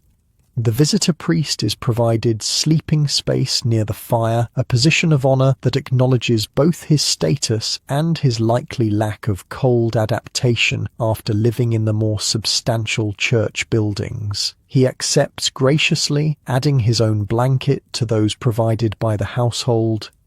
As the longhouse quiets, only essential sounds remain: the fire's crackling, the wind's increasing moans, occasional animal movements, and the deep breathing of sleeping humans. The space has transformed from active survival machine to regenerative shelter, its occupants conserving energy for tomorrow's demands. Your last thoughts before sleep overtakes you focus on the storm's approach and the priest's unexpected arrival. Both represent the unpredictability that defines winter life, the constant interplay between planning and adaptation, between expected challenges and unexpected developments. The Vikings survived not through rigid adherence to fixed patterns, but through responsive flexibility within structured frameworks. They planned thoroughly, but adapted instantly. They maintained traditions while embracing innovations. They respected nature's power while developing techniques to navigate its challenges. As sleep claims you fully, the storm's voice rises further, a wild counterpoint to the protected quiet within the longhouse. These contrasting sounds, nature's fury and human shelter, embody the fundamental relationship that defined Viking winter survival. Not conquest of winter, but coexistence with it. Not defeat of nature, but adaptation within it. Not individual heroism, but communal resilience. The storm rages on and winter continues. The storm arrives with full fury during the night. You wake to a sound like no other, a deep, sustained howl as wind batters the longhouse with relentless force. The structure itself seems to breathe, subtly expanding and contracting under pressure. Tiny streams of snow filter through imperceptible gaps in the roof thatch, creating miniature white drifts on the floor. "Is it supposed to sound like that?" whispers your little sister, wide-eyed in the dimness. "Like what?" you ask. "Like it's alive, angry." You understand her meaning. The storm has a voice, sometimes screaming, sometimes moaning, occasionally producing an eerie whistle that does indeed sound like some vast living creature expressing rage. The experience is both frightening and awe-inspiring. "It's just wind finding small openings," you explain with more confidence than you feel. The sound changes with the size of the gap. This scientific explanation, passed down from your father, represents the practical Viking approach to natural phenomena. They recognized patterns, developed explanations, and transmitted this understanding across generations, not to eliminate fear entirely, but to place it within a manageable context. Sleep returns fitfully. The storm's variable intensity creates a rhythm of calmer periods followed by renewed assaults. During one particularly violent gust, a wooden cup falls from a shelf, startling everyone awake momentarily before the familiar pattern of breathing resumes. The shared experience, each person briefly alert then returning to rest, emphasizes the communal nature of winter survival. Dawn arrives without visible sunlight. The smoke hole, partially blocked by drifting snow despite its internal cover, reveals only swirling white and grey. The transition from night to day is marked primarily by subtle light quality changes rather than direct illumination. "Strong one," comments your father as people stir from their sleeping platforms. His typical understatement masks the serious assessment taking place as he studies the longhouse interior for signs of structural stress. The morning routine adapts to storm conditions. The fire receives immediate attention, built higher than normal to counter the chill from increased drafts. Breakfast preparation begins with stored rather than fresh snow for water. Venturing outside even briefly would be dangerous in the current conditions. "We'll need a snow clearing rotation once it passes," your father plans, already looking ahead to post-storm recovery. The drifts will likely reach the roof on the northeastern side. This forward-thinking approach, addressing future challenges while managing present ones, characterized effective Viking leadership. Each crisis contained the seeds of the next. Preparation was continuous and overlapping rather than sequential. The visiting priest joins the morning activities without special accommodation. He helps move firewood from storage to the active supply near the central hearth, working alongside others without distinction. This practical participation, religious status yielding to immediate survival needs, reflects the pragmatic religious integration typical of the period. In my homeland, such storms lasted weeks, he mentions, while arranging logs. My father taught me to carve wood figures during the confinement. It preserved sanity. This personal sharing humanizes the religious figure, placing him within the universal context of winter adaptation. Everyone, regardless of status or origin, developed techniques for enduring the psychological challenges of winter confinement. As the morning progresses, the storm's impact becomes more evident. A small leak develops in one corner of the roof, creating a steady drip that requires positioning a wooden bucket to catch the moisture. Two men climb into the roof structure to assess the damage from inside, using rushlights to examine the layers of thatch and supporting beams. Ice damming. Diagnoses 1. Identifying a common winter structural problem. Snow melts from hearth heat, refreezes at the edge, forces water back under the thatch. This technical analysis, pinpointing both symptom and mechanism, demonstrates the sophisticated building knowledge Vikings applied to their seemingly simple structures. They understood not just construction but thermodynamics, water behavior, and material interactions across temperature gradients. The immediate repair involves carefully inserting additional thatch material from the inside, creating channels for water to flow properly rather than pool and penetrate. This delicate work requires specialized knowledge of roof construction and water management. Another example of the technical sophistication underlying Viking survival. While the men work on the roof repair, your grandmother organizes a different storm activity, medicine making. The enforced indoor time provides opportunity for processing healing substances that normally receive attention only when outdoor work is impossible. Bring the birch bark collected last week, she instructs you. We'll prepare more fever remedy while we have good fire heat. The medicine-making process involves multiple participants in a small production line. Children strip and sort the bark. Younger adults grind it using stone mortars. Elders supervise the mixing with other ingredients. Honey, certain dried fungi, rendered fat in precise proportions, determined by generations of observation and testing. Not too fine, your grandmother corrects a girl grinding too enthusiastically. Medicine enters the body slowly. Too fine, it works too quickly, then disappears. This pharmaceutical knowledge, understanding how particle size affects absorption rates, represents sophisticated medical science developed through empirical observation rather than formal study. The Vikings might not have understood the biochemistry, but they recognized the practical effects and developed appropriate techniques. The priest observes this medicine preparation with obvious interest. Your methods resemble those in our monastery healing house, he comments, though we add prayers to the medicines. We have words too, responds your grandmother without defensiveness. Different words, same purpose. The body doesn't mind which gods are thanked if the medicine works. This exchange exemplifies the practical religious accommodation common in Norse transitional Christianity. Effectiveness trumped doctrinal purity in matters of health and survival. The theological boundaries that would harden in later centuries remained permeable in this frontier context.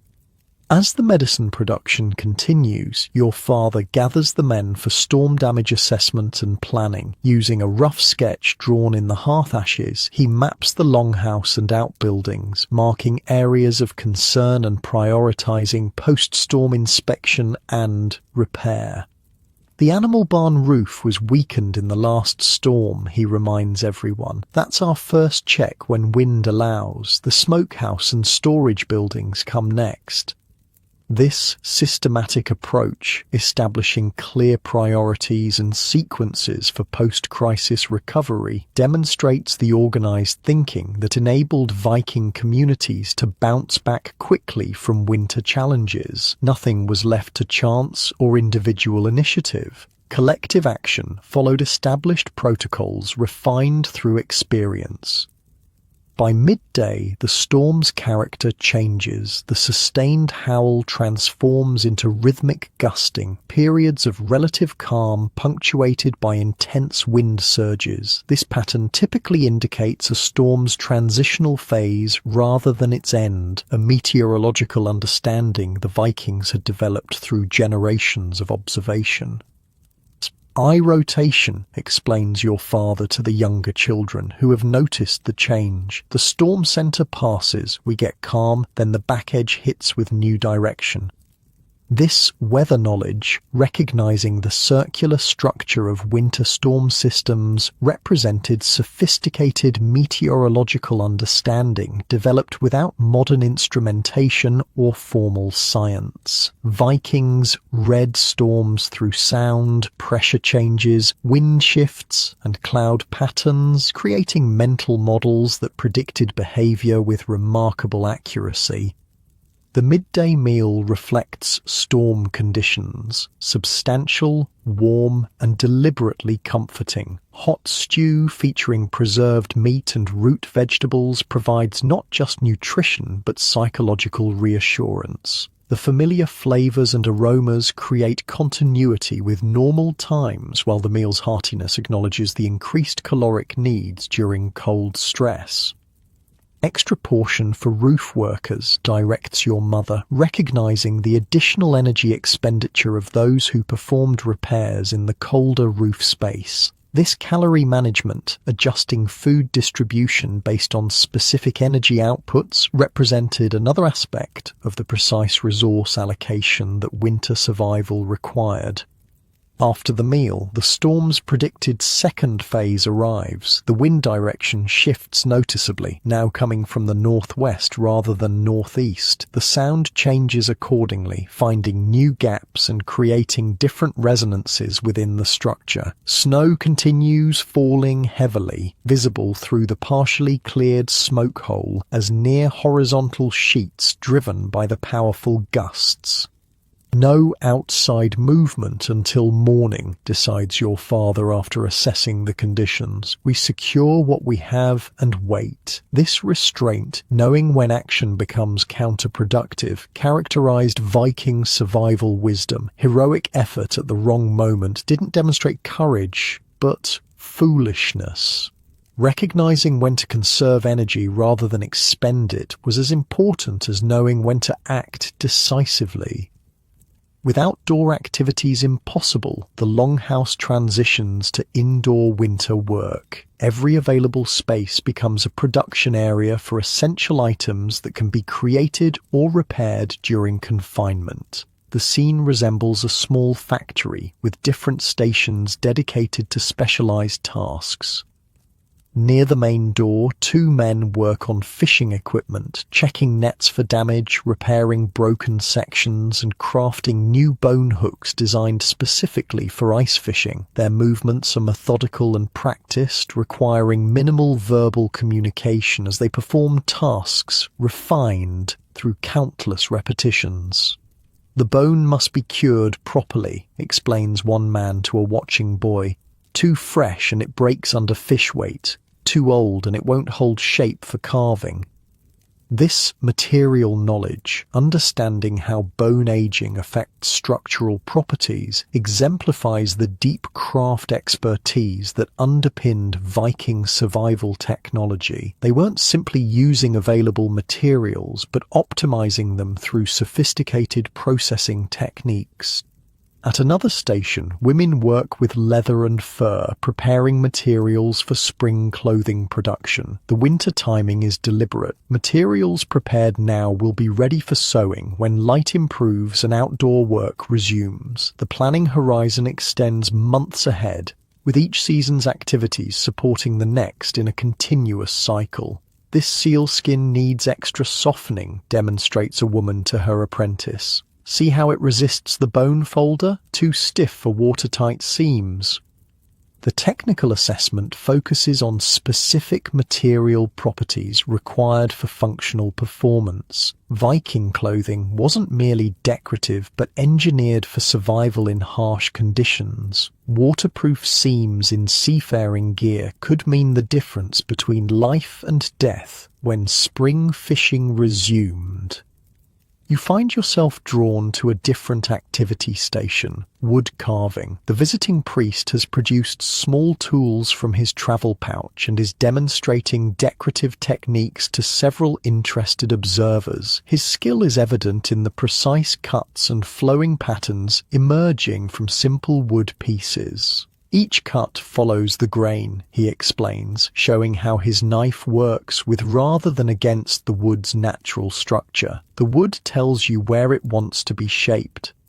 This approach, respecting material properties rather than forcing predetermined forms, resonates with the Viking craft philosophy. Despite religious differences, fundamental craft wisdom transcended cultural boundaries, creating common ground between Norse and Christian traditions. The priest notices your interest and offers a small piece of wood and a spare knife. "Try," he encourages. "Your hands seem suited to detail work."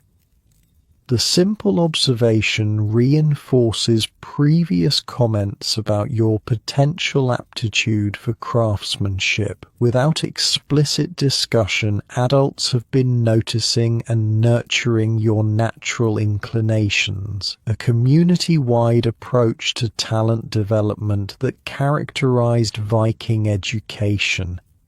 As you attempt to replicate the demonstrated technique, the priest offers occasional guidance, not taking over but suggesting small adjustments to grip or angle. The emerging pattern isn't perfect but shows promise, earning approving nods from both the priest and passing household members.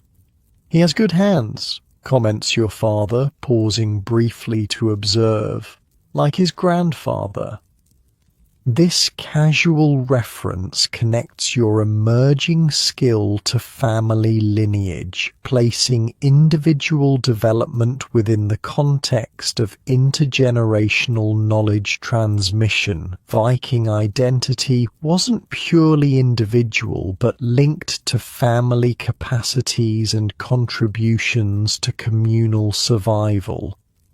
The afternoon passes in productive activity. Despite the storm's continuing assault, the longhouse functions as a self-contained survival system, with every person contributing according to ability and need. Age and gender roles exist but remain flexible, with skill and aptitude often outweighing traditional divisions when necessity demands.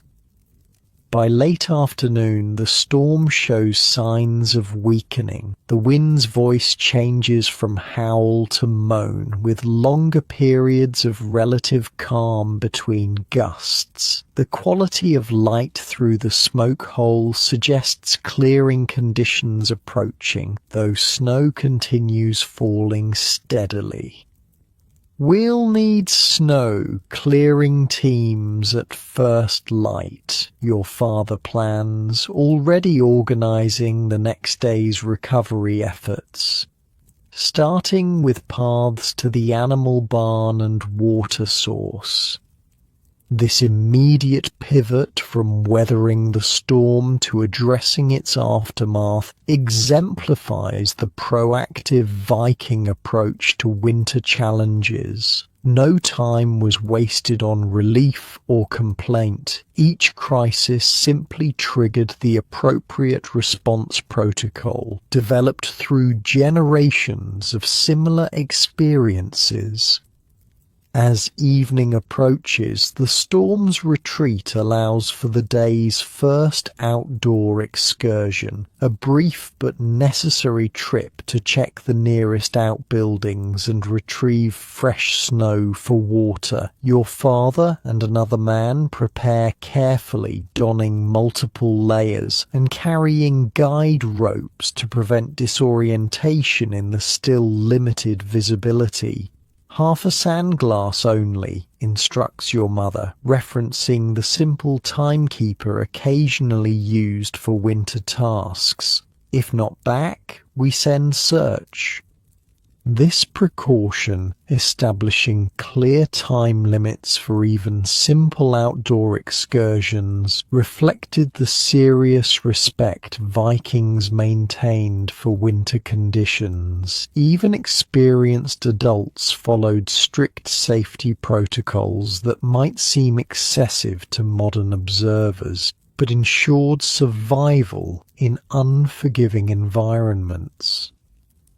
The men returned safely within the allotted time, bringing both fresh snow and initial reports of storm impact. Their snow-caked appearance as they enter through the antechamber provides visual confirmation of the challenging conditions outside. "Drifts to the roof on the north side," reports your father, removing his outer layers. "Path to the animal barn completely filled in, but structure seems intact from what we could see." This preliminary assessment establishes priorities for tomorrow's clearing work. The buried paths to essential outbuildings will require immediate attention to restore normal function. The work will be physically demanding, but follows established patterns familiar to everyone. The evening meal preparation begins with this new information incorporated into planning. Tomorrow will require substantial energy expenditure for snow clearing, so tonight's food prioritizes sustaining nutrition. Preserved meat for protein, barley for complex carbohydrates, and rendered fat for slow-burning energy. "Add extra fat to the children's portions," directs your grandmother. "They clear snow with us tomorrow."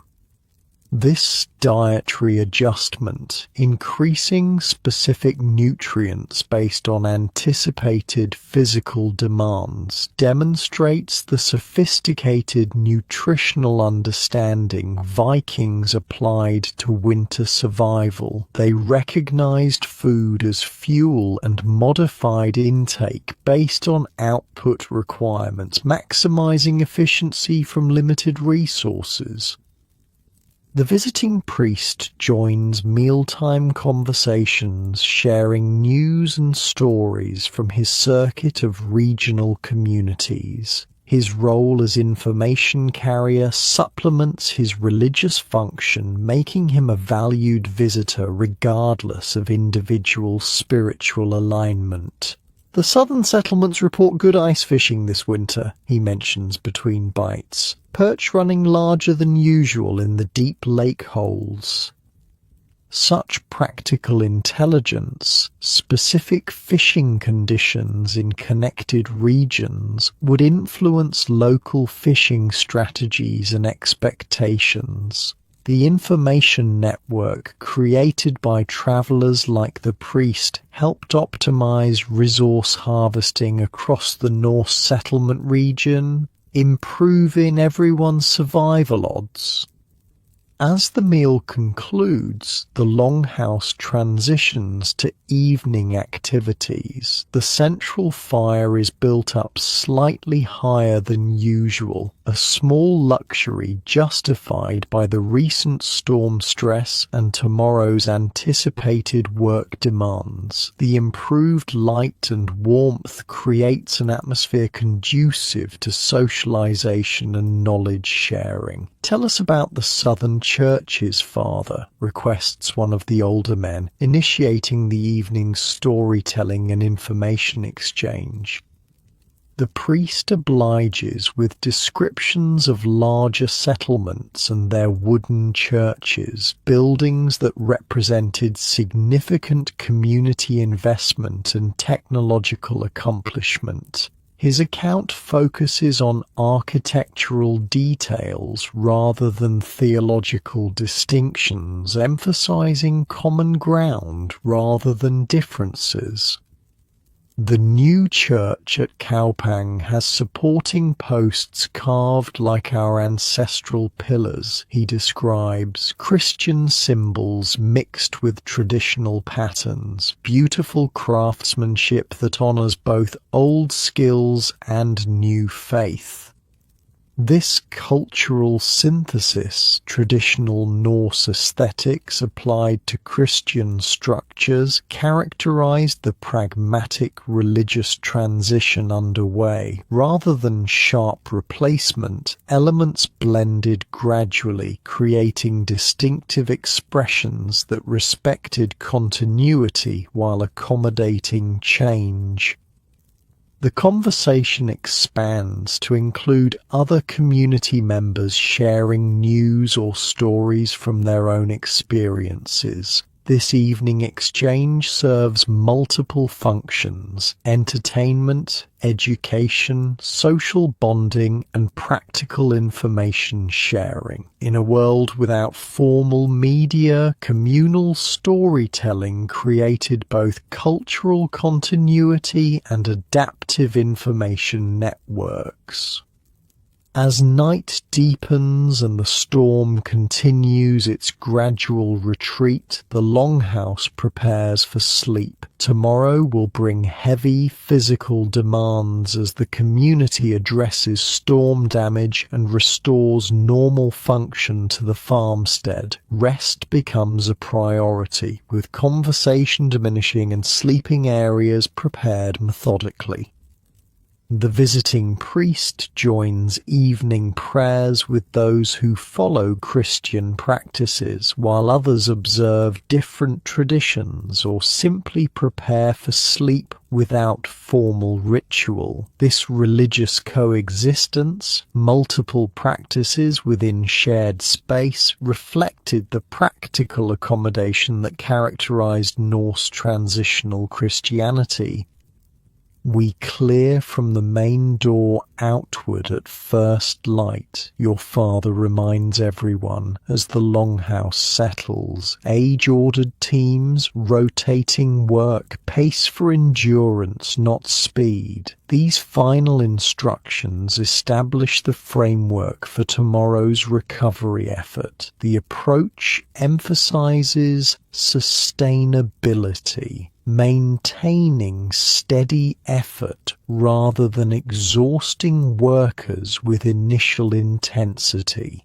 Winter survival required energy management across extended time frames, not heroic but unsustainable bursts. As you settle into your sleeping furs, physical weariness combines with mental stimulation from the day's varied activities. The storm continues retreating, its voice now a background murmur rather than dominant presence. The longhouse creaks occasionally as timbers adjust to changing wind pressure, but the sound is familiar and reassuring rather than concerning.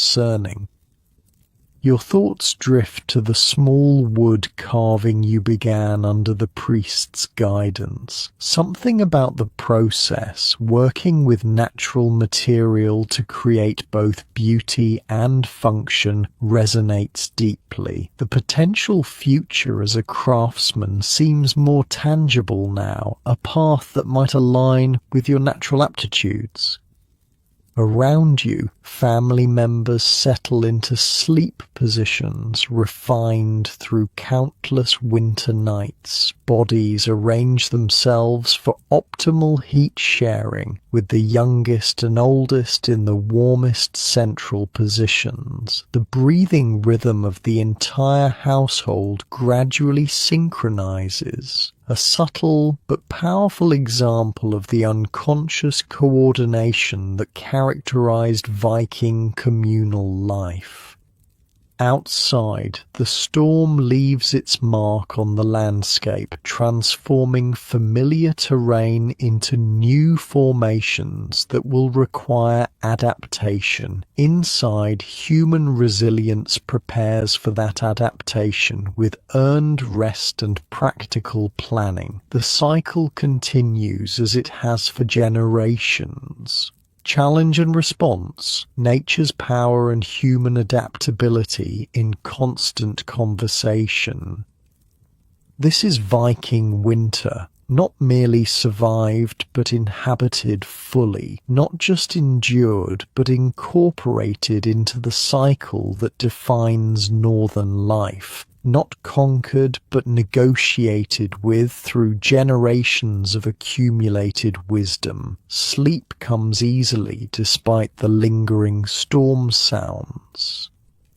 Tomorrow brings its own challenges, but tonight, within the sheltering longhouse, winter's grip loosens just enough for rest. And sometimes that's victory enough. Morning arrives with unexpected brightness. The storm has fully passed, leaving behind a transformed world bathed in brilliant sunlight. Through the smoke hole, you glimpse a sky of perfect blue, a rare midwinter gift that lifts spirits throughout the longhouse. "Sunday," announces your grandmother with satisfaction, a good omen for clearing work. This simple observation carries cultural weight. In Norse understanding, weather patterns weren't merely physical phenomena, but communications from natural and supernatural forces. A clear sky following difficult days suggested divine favor, practical encouragement to tackle the challenging work ahead. The longhouse stirs to life with renewed energy. The mood shifts noticeably from storm-bound endurance to recovery action. Breakfast is substantial but quick. No time for lingering when daylight is precious and outdoor work extensive. Remember the system your father instructs as people prepare for snow clearing. Work pairs, regular rotation. No single person stays outside until exhaustion. This structured approach to recovery work, emphasizing sustainable pacing rather than heroic individual effort, reflected the Viking understanding that winter survival required consistent collective action rather than isolated feats of strength. You're paired with your cousin for the first clearing shift. Together you don appropriate outdoor clothing, multiple wool layers, waterproof outer garments, and protective coverings for hands and feet. The process is methodical, with experienced adults checking younger workers' preparations to ensure adequate protection. Mittens, not finger gloves, corrects your mother, swapping your chosen hand coverings for a warmer option. Fingers together stay warmer than fingers apart. This practical knowledge, understanding how body heat conservation works in extreme conditions, came from generations of winter experience. Vikings didn't simply endure cold, they developed sophisticated strategies to work effectively within it.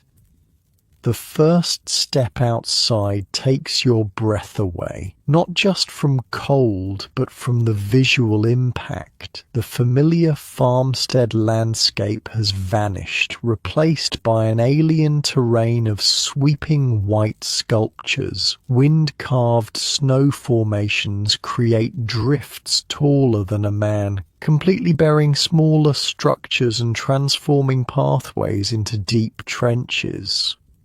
Thor's hammer," mutters your cousin, momentarily overwhelmed by the transformation. The priest, joining the clearing work without hesitation, offers his own perspective. God's canvas, he suggests, finding beauty in the challenge before them. Work begins immediately, following the established protocol. The main door area receives first attention, with teams widening the narrow path initially created during the morning's first tentative excursion. Wooden shovels, specifically designed with broad blades for snow movement, cut into the packed drifts systematically. You quickly discover that snow removal isn't simply brute labor, but technical skill. Different snow types require different approaches. The light, powdery surface layer can be brushed aside efficiently. The wind-packed middle layer requires firm shovel strokes at the correct angle. The bottom layer, compressed by weight, sometimes needs breaking before removal. "Cut blocks from the compressed snow," demonstrates an older worker. "They hold shape for building windbreaks later." This resourceful approach, turning the problem, excess snow, into a solution, building material, exemplified Viking pragmatism. Challenges weren't simply overcome, but transformed into opportunities through creative adaptation. The work rotation functions smoothly, with teams cycling between outdoor clearing and indoor recovery periods. This prevents cold injury while maintaining steady progress on essential pathways. First priority goes to the animal barn access, where livestock held through the storm need immediate attention. "Animals first, then water access, then roof clearing," recites your father, reinforcing the priority sequence. "Storage buildings last unless damage is spotted." This organized approach, addressing needs in survival priority order, demonstrated the systematic thinking that underpinned Viking winter resilience. Nothing was random. Everything followed protocols refined through generations of experience. When your first work shift ends, you return to the longhouse with flushed cheeks and tired arms. The contrast between outdoor brilliance and indoor dimness temporarily blinds you. The warmth feels wonderful after the intense cold, though you know better than to approach the fire immediately. Too rapid temperature change brings its own dangers. "Slow warming," reminds your grandmother, directing you to remove outer layers gradually rather than rushing to the hearth. Let the blood return to fingers and toes naturally. This medical knowledge, understanding peripheral circulation recovery, represented sophisticated physiological awareness developed through observation rather than formal study. Vikings recognized cold injury patterns and developed preventive protocols based on empirical evidence. As the morning progresses, the farmstead gradually re-emerges from its snow burial. Essential pathways become navigable, though bordered by snow walls taller than a child. The animal barn, once reached, reveals no significant damage beyond minor roof leakage, already resolving as interior heat rises.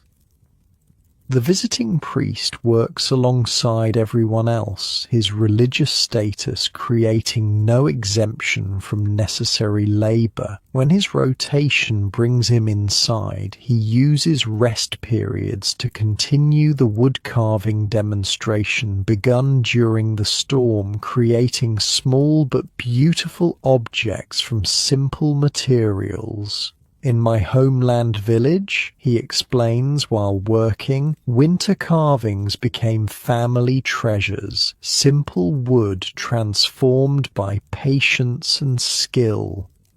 This cultural sharing, connecting Norse experience to other northern peoples' winter adaptations, created bonds that transcended religious or political differences. The shared challenge of winter survival united diverse communities in practical respect for each other's solutions. By midday, the critical recovery work has progressed significantly. Pathways to essential structures have been cleared, livestock have been tended, their confined quarters cleaned and resupplied with fodder. Water access has been restored through strategic snow melting rather than attempted stream clearing. Another example of working with winter conditions rather than fighting them directly. The midday meal brings everyone together briefly, providing necessary caloric replenishment and opportunity to coordinate afternoon efforts. The food is simple but energy-dense: preserved meat, grain porridge enriched with fat, and dried fruits reconstituted in warm water. Every element serves specific nutritional purposes, addressing the high energy demands of cold weather physical labor. Good progress, assesses your father. Afternoon focus shifts to roof clearing and structure inspection. This transition from ground-level pathway clearing to elevated structural work follows logical sequence. Basic access and animal welfare established first. Then attention to building integrity that might affect longer-term security. The roof clearing represents more specialized work involving greater risk and technical skill than pathway shoveling. Teams are reconfigured with the most experienced workers handling the elevated tasks. You're assigned to a ground support role, moving cleared snow away from building foundations and monitoring for falling ice. Watch the south eave carefully, instructs the team leader. Ice damming there could release suddenly. This safety awareness, identifying specific hazards rather than general cautions, reflected the precision of Viking risk management. Experience had taught which roof sections developed dangerous ice formations and under what conditions they might fall. As afternoon advances, the recovery work expands to include damage assessment and minor repairs. Several storage buildings show signs of storm impact: a door torn from leather hinges, roof corner thatch displaced by wind, a support post leaning slightly from snow load pressure. Each issue is addressed methodically, with repairs prioritized by structural importance and weather vulnerability. Nothing is left for later that might compromise survival resources. Unlike modern home maintenance, which often defers non-critical repairs, Viking winter damage control was immediate and comprehensive. Even small openings become large problems, explains a man repairing a seemingly minor gap in a storeroom wall. Winter finds every weakness. This understanding that small vulnerabilities quickly escalate in harsh conditions underpinned the Viking approach to maintenance. Preventive attention to minor issues prevented catastrophic failures later when resources for major repairs might be unavailable. By late afternoon, the recovery effort transitions from emergency response to normal winter functioning. The basic farmstead operation has been restored, with essential structures secured and pathways established. The work rhythm shifts accordingly, moving from intense collective action to more individualized, regular tasks. You find yourself assigned to ice fishing preparation, helping check equipment and prepare bait for tomorrow's expedition to the now accessible lake. The storm's passing has created ideal conditions for this crucial winter food gathering activity. Clear weather improves safety, while the barometric pressure changes often trigger increased fish activity. The perch will be hungry after the storm, predicts an experienced fisherman as you help organize line and hooks. They sense the pressure change and feed heavily afterward. This detailed understanding of fish behavior in relation to weather patterns represented sophisticated ecological knowledge developed through generations of observation. Vikings weren't simply opportunistic hunters, but studied naturalists who recognized complex relationships between environmental conditions and animal behaviors. As daylight begins fading, still limited in these midwinter weeks, the community turns attention to evening needs. The priest, preparing to continue his journey tomorrow, helps with final organization of the carving tools he's been demonstrating during his stay. "You have natural ability," he tells you, noting your progress with the simple decorative patterns. The wood responds to your hands. This encouragement, specific to observed aptitude rather than general praise, reflects the Viking approach to talent development. Young people received honest assessment of their capabilities, guiding them towards specializations that matched their natural inclinations and community needs. The evening meal preparation becomes a community activity, with many hands contributing to create a slightly special feast acknowledging both the storm's passing and the priest's departure. While still using preserved winter stores, the meal incorporates variety and thoughtful combination that elevates it beyond basic sustenance.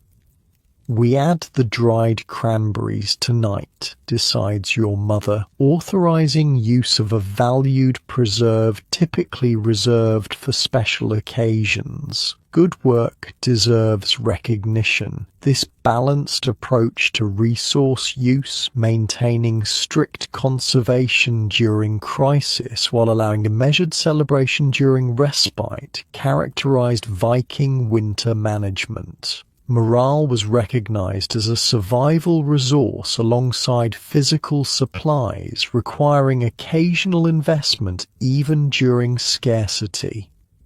As the community gathers for the evening meal, conversation flows more easily than during storm confinement. The shared accomplishment of effective recovery creates natural bonds, while the visiting priest's imminent departure prompts exchange of information and farewell sentiments. "The Southern Church sends these," he says, producing small wooden crosses from his travel bag, simple carvings that nonetheless represent significant resource investment in wood and labor during winter. For those who wish them, no obligation.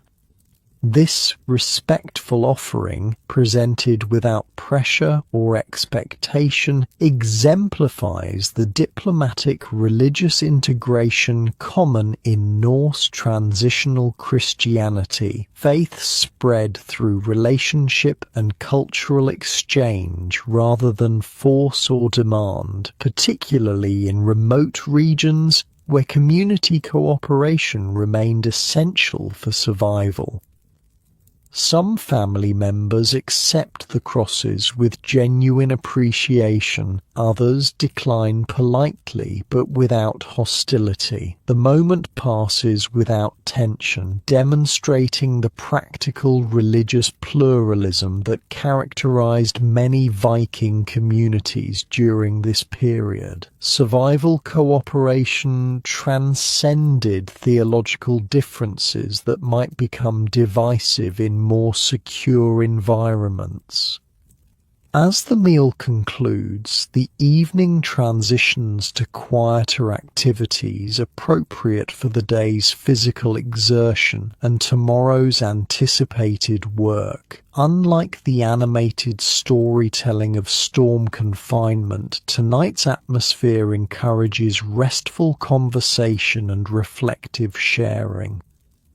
Your grandmother initiates a different kind of knowledge transmission, winter wisdom sharing. Rather than dramatic sagas or practical instruction, she invites contemplative observation about winter's deeper meanings. This tradition, occurring at specific points in the winter cycle, encouraged philosophical reflection alongside practical survival. "What does winter teach that summer cannot?" she asks, posing the traditional opening question to the gathered community. The responses come slowly, thoughtfully, often after considerable reflection. There is no rush, no competition to speak first or most eloquently. The conversation unfolds like the winter itself, unhurried, deep, with pauses that hold meaning rather than emptiness. "Winter teaches patience," offers an older man. "Summer rewards immediate action. Winter rewards careful waiting." "Winter teaches truth," suggests another. "Summer allows pretense and decoration. Winter strips everything to essentials." "Winter teaches interdependence," adds your mother. "Summer permits the illusion of self-sufficiency. Winter reveals our need for others." The observations continue, building a composite wisdom that connects practical survival experience to deeper human insights. This wasn't abstract philosophy, but embodied understanding, drawn from lived experience rather than theoretical contemplation. When your turn comes, you consider carefully before speaking. "Winter teaches appreciation," you offer. "Summer's abundance can be taken for granted. Winter's scarcity makes us value what remains." Your contribution receives thoughtful nods, particularly from the visiting priest, who recognizes the universal truth that transcends specific cultural or religious frameworks. This winter wisdom tradition created common ground where diverse perspectives could converge around shared human experience. The priest adds his own observation when invited. "Winter teaches humility," he suggests. "Summer allows the illusion of human dominance over nature. Winter restores proper perspective." This contribution, respecting the traditional format while adding complementary insight, demonstrates cultural integration rather than replacement. The Christian perspective enriches rather than contradicts reflects the Norse wisdom tradition, finding harmony rather than conflict. As evening deepens toward night, the longhouse prepares for sleep. The day's physical exertion combines with emotional release following the storm's passage to create profound tiredness throughout the community. Bodies that worked hard in cold conditions now seek restoration through rest. The visiting priest joins evening Christian prayers with those who follow that tradition, while others observe different practices or simply prepare for sleep without formal ritual. The longhouse accommodates this diversity without tension, creating space for multiple expressions within shared shelter. "We fish at first light," reminds your father as people settle onto sleeping platforms. "The lake ice will be perfect after the storm, swept clear of snow by wind in many places." This forward focus, already organizing tomorrow's essential activities, exemplifies the continuous planning that characterized Viking winter survival, each day connected to the next in an unbroken chain of resource management and opportunity optimization. As you arrange your sleeping furs, your grandmother pauses beside your platform, speaking softly to avoid disturbing others already drifting towards sleep. "You did well today," she says simply. "Your grandfather would be proud of your work and your words." This intergenerational connection, linking your efforts to ancestral approval, represents the temporal continuity that defined Viking identity. Individual actions gained meaning through their place in familial and community lineage, connecting past, present, and future through shared values and adaptive knowledge. Sleep approaches swiftly after the day's exertion. Your last conscious thoughts drift between practical anticipation of tomorrow's fishing and reflective appreciation of the winter wisdom shared tonight. Both dimensions, practical survival and meaningful understanding, coexist naturally in the Viking winter experience. Outside, the cleared farmstead rests under brilliant stars, the temperature plummeting in the storm's aftermath. Inside, the longhouse holds its inhabitants in sheltered community, bodies sharing warmth as naturally as minds share knowledge. This was Viking winter survival. Not merely enduring until spring, but inhabiting the cold months fully, with practical skill and thoughtful presence. Not just surviving winter, but incorporating it into the complete cycle that defined northern life. From your warm, safe bed in the modern world, this ancient winter wisdom still resonates. The Vikings faced winter's challenges not with our technology, but with community, knowledge, and adaptation that modern societies sometimes forget. Their lessons speak across centuries: resilience through cooperation, security through preparation, meaning through acceptance of natural cycles. As you drift towards sleep, perhaps there's comfort in knowing that humans have always faced challenges through connection and creativity, that warmth has always been found not just in fire, but in shared purpose, that darkness has always eventually yielded to light. Winter still comes, but so does spring. Rest now, knowing that cycles continue, Challenges pass, and human ingenuity endures, just as it always has.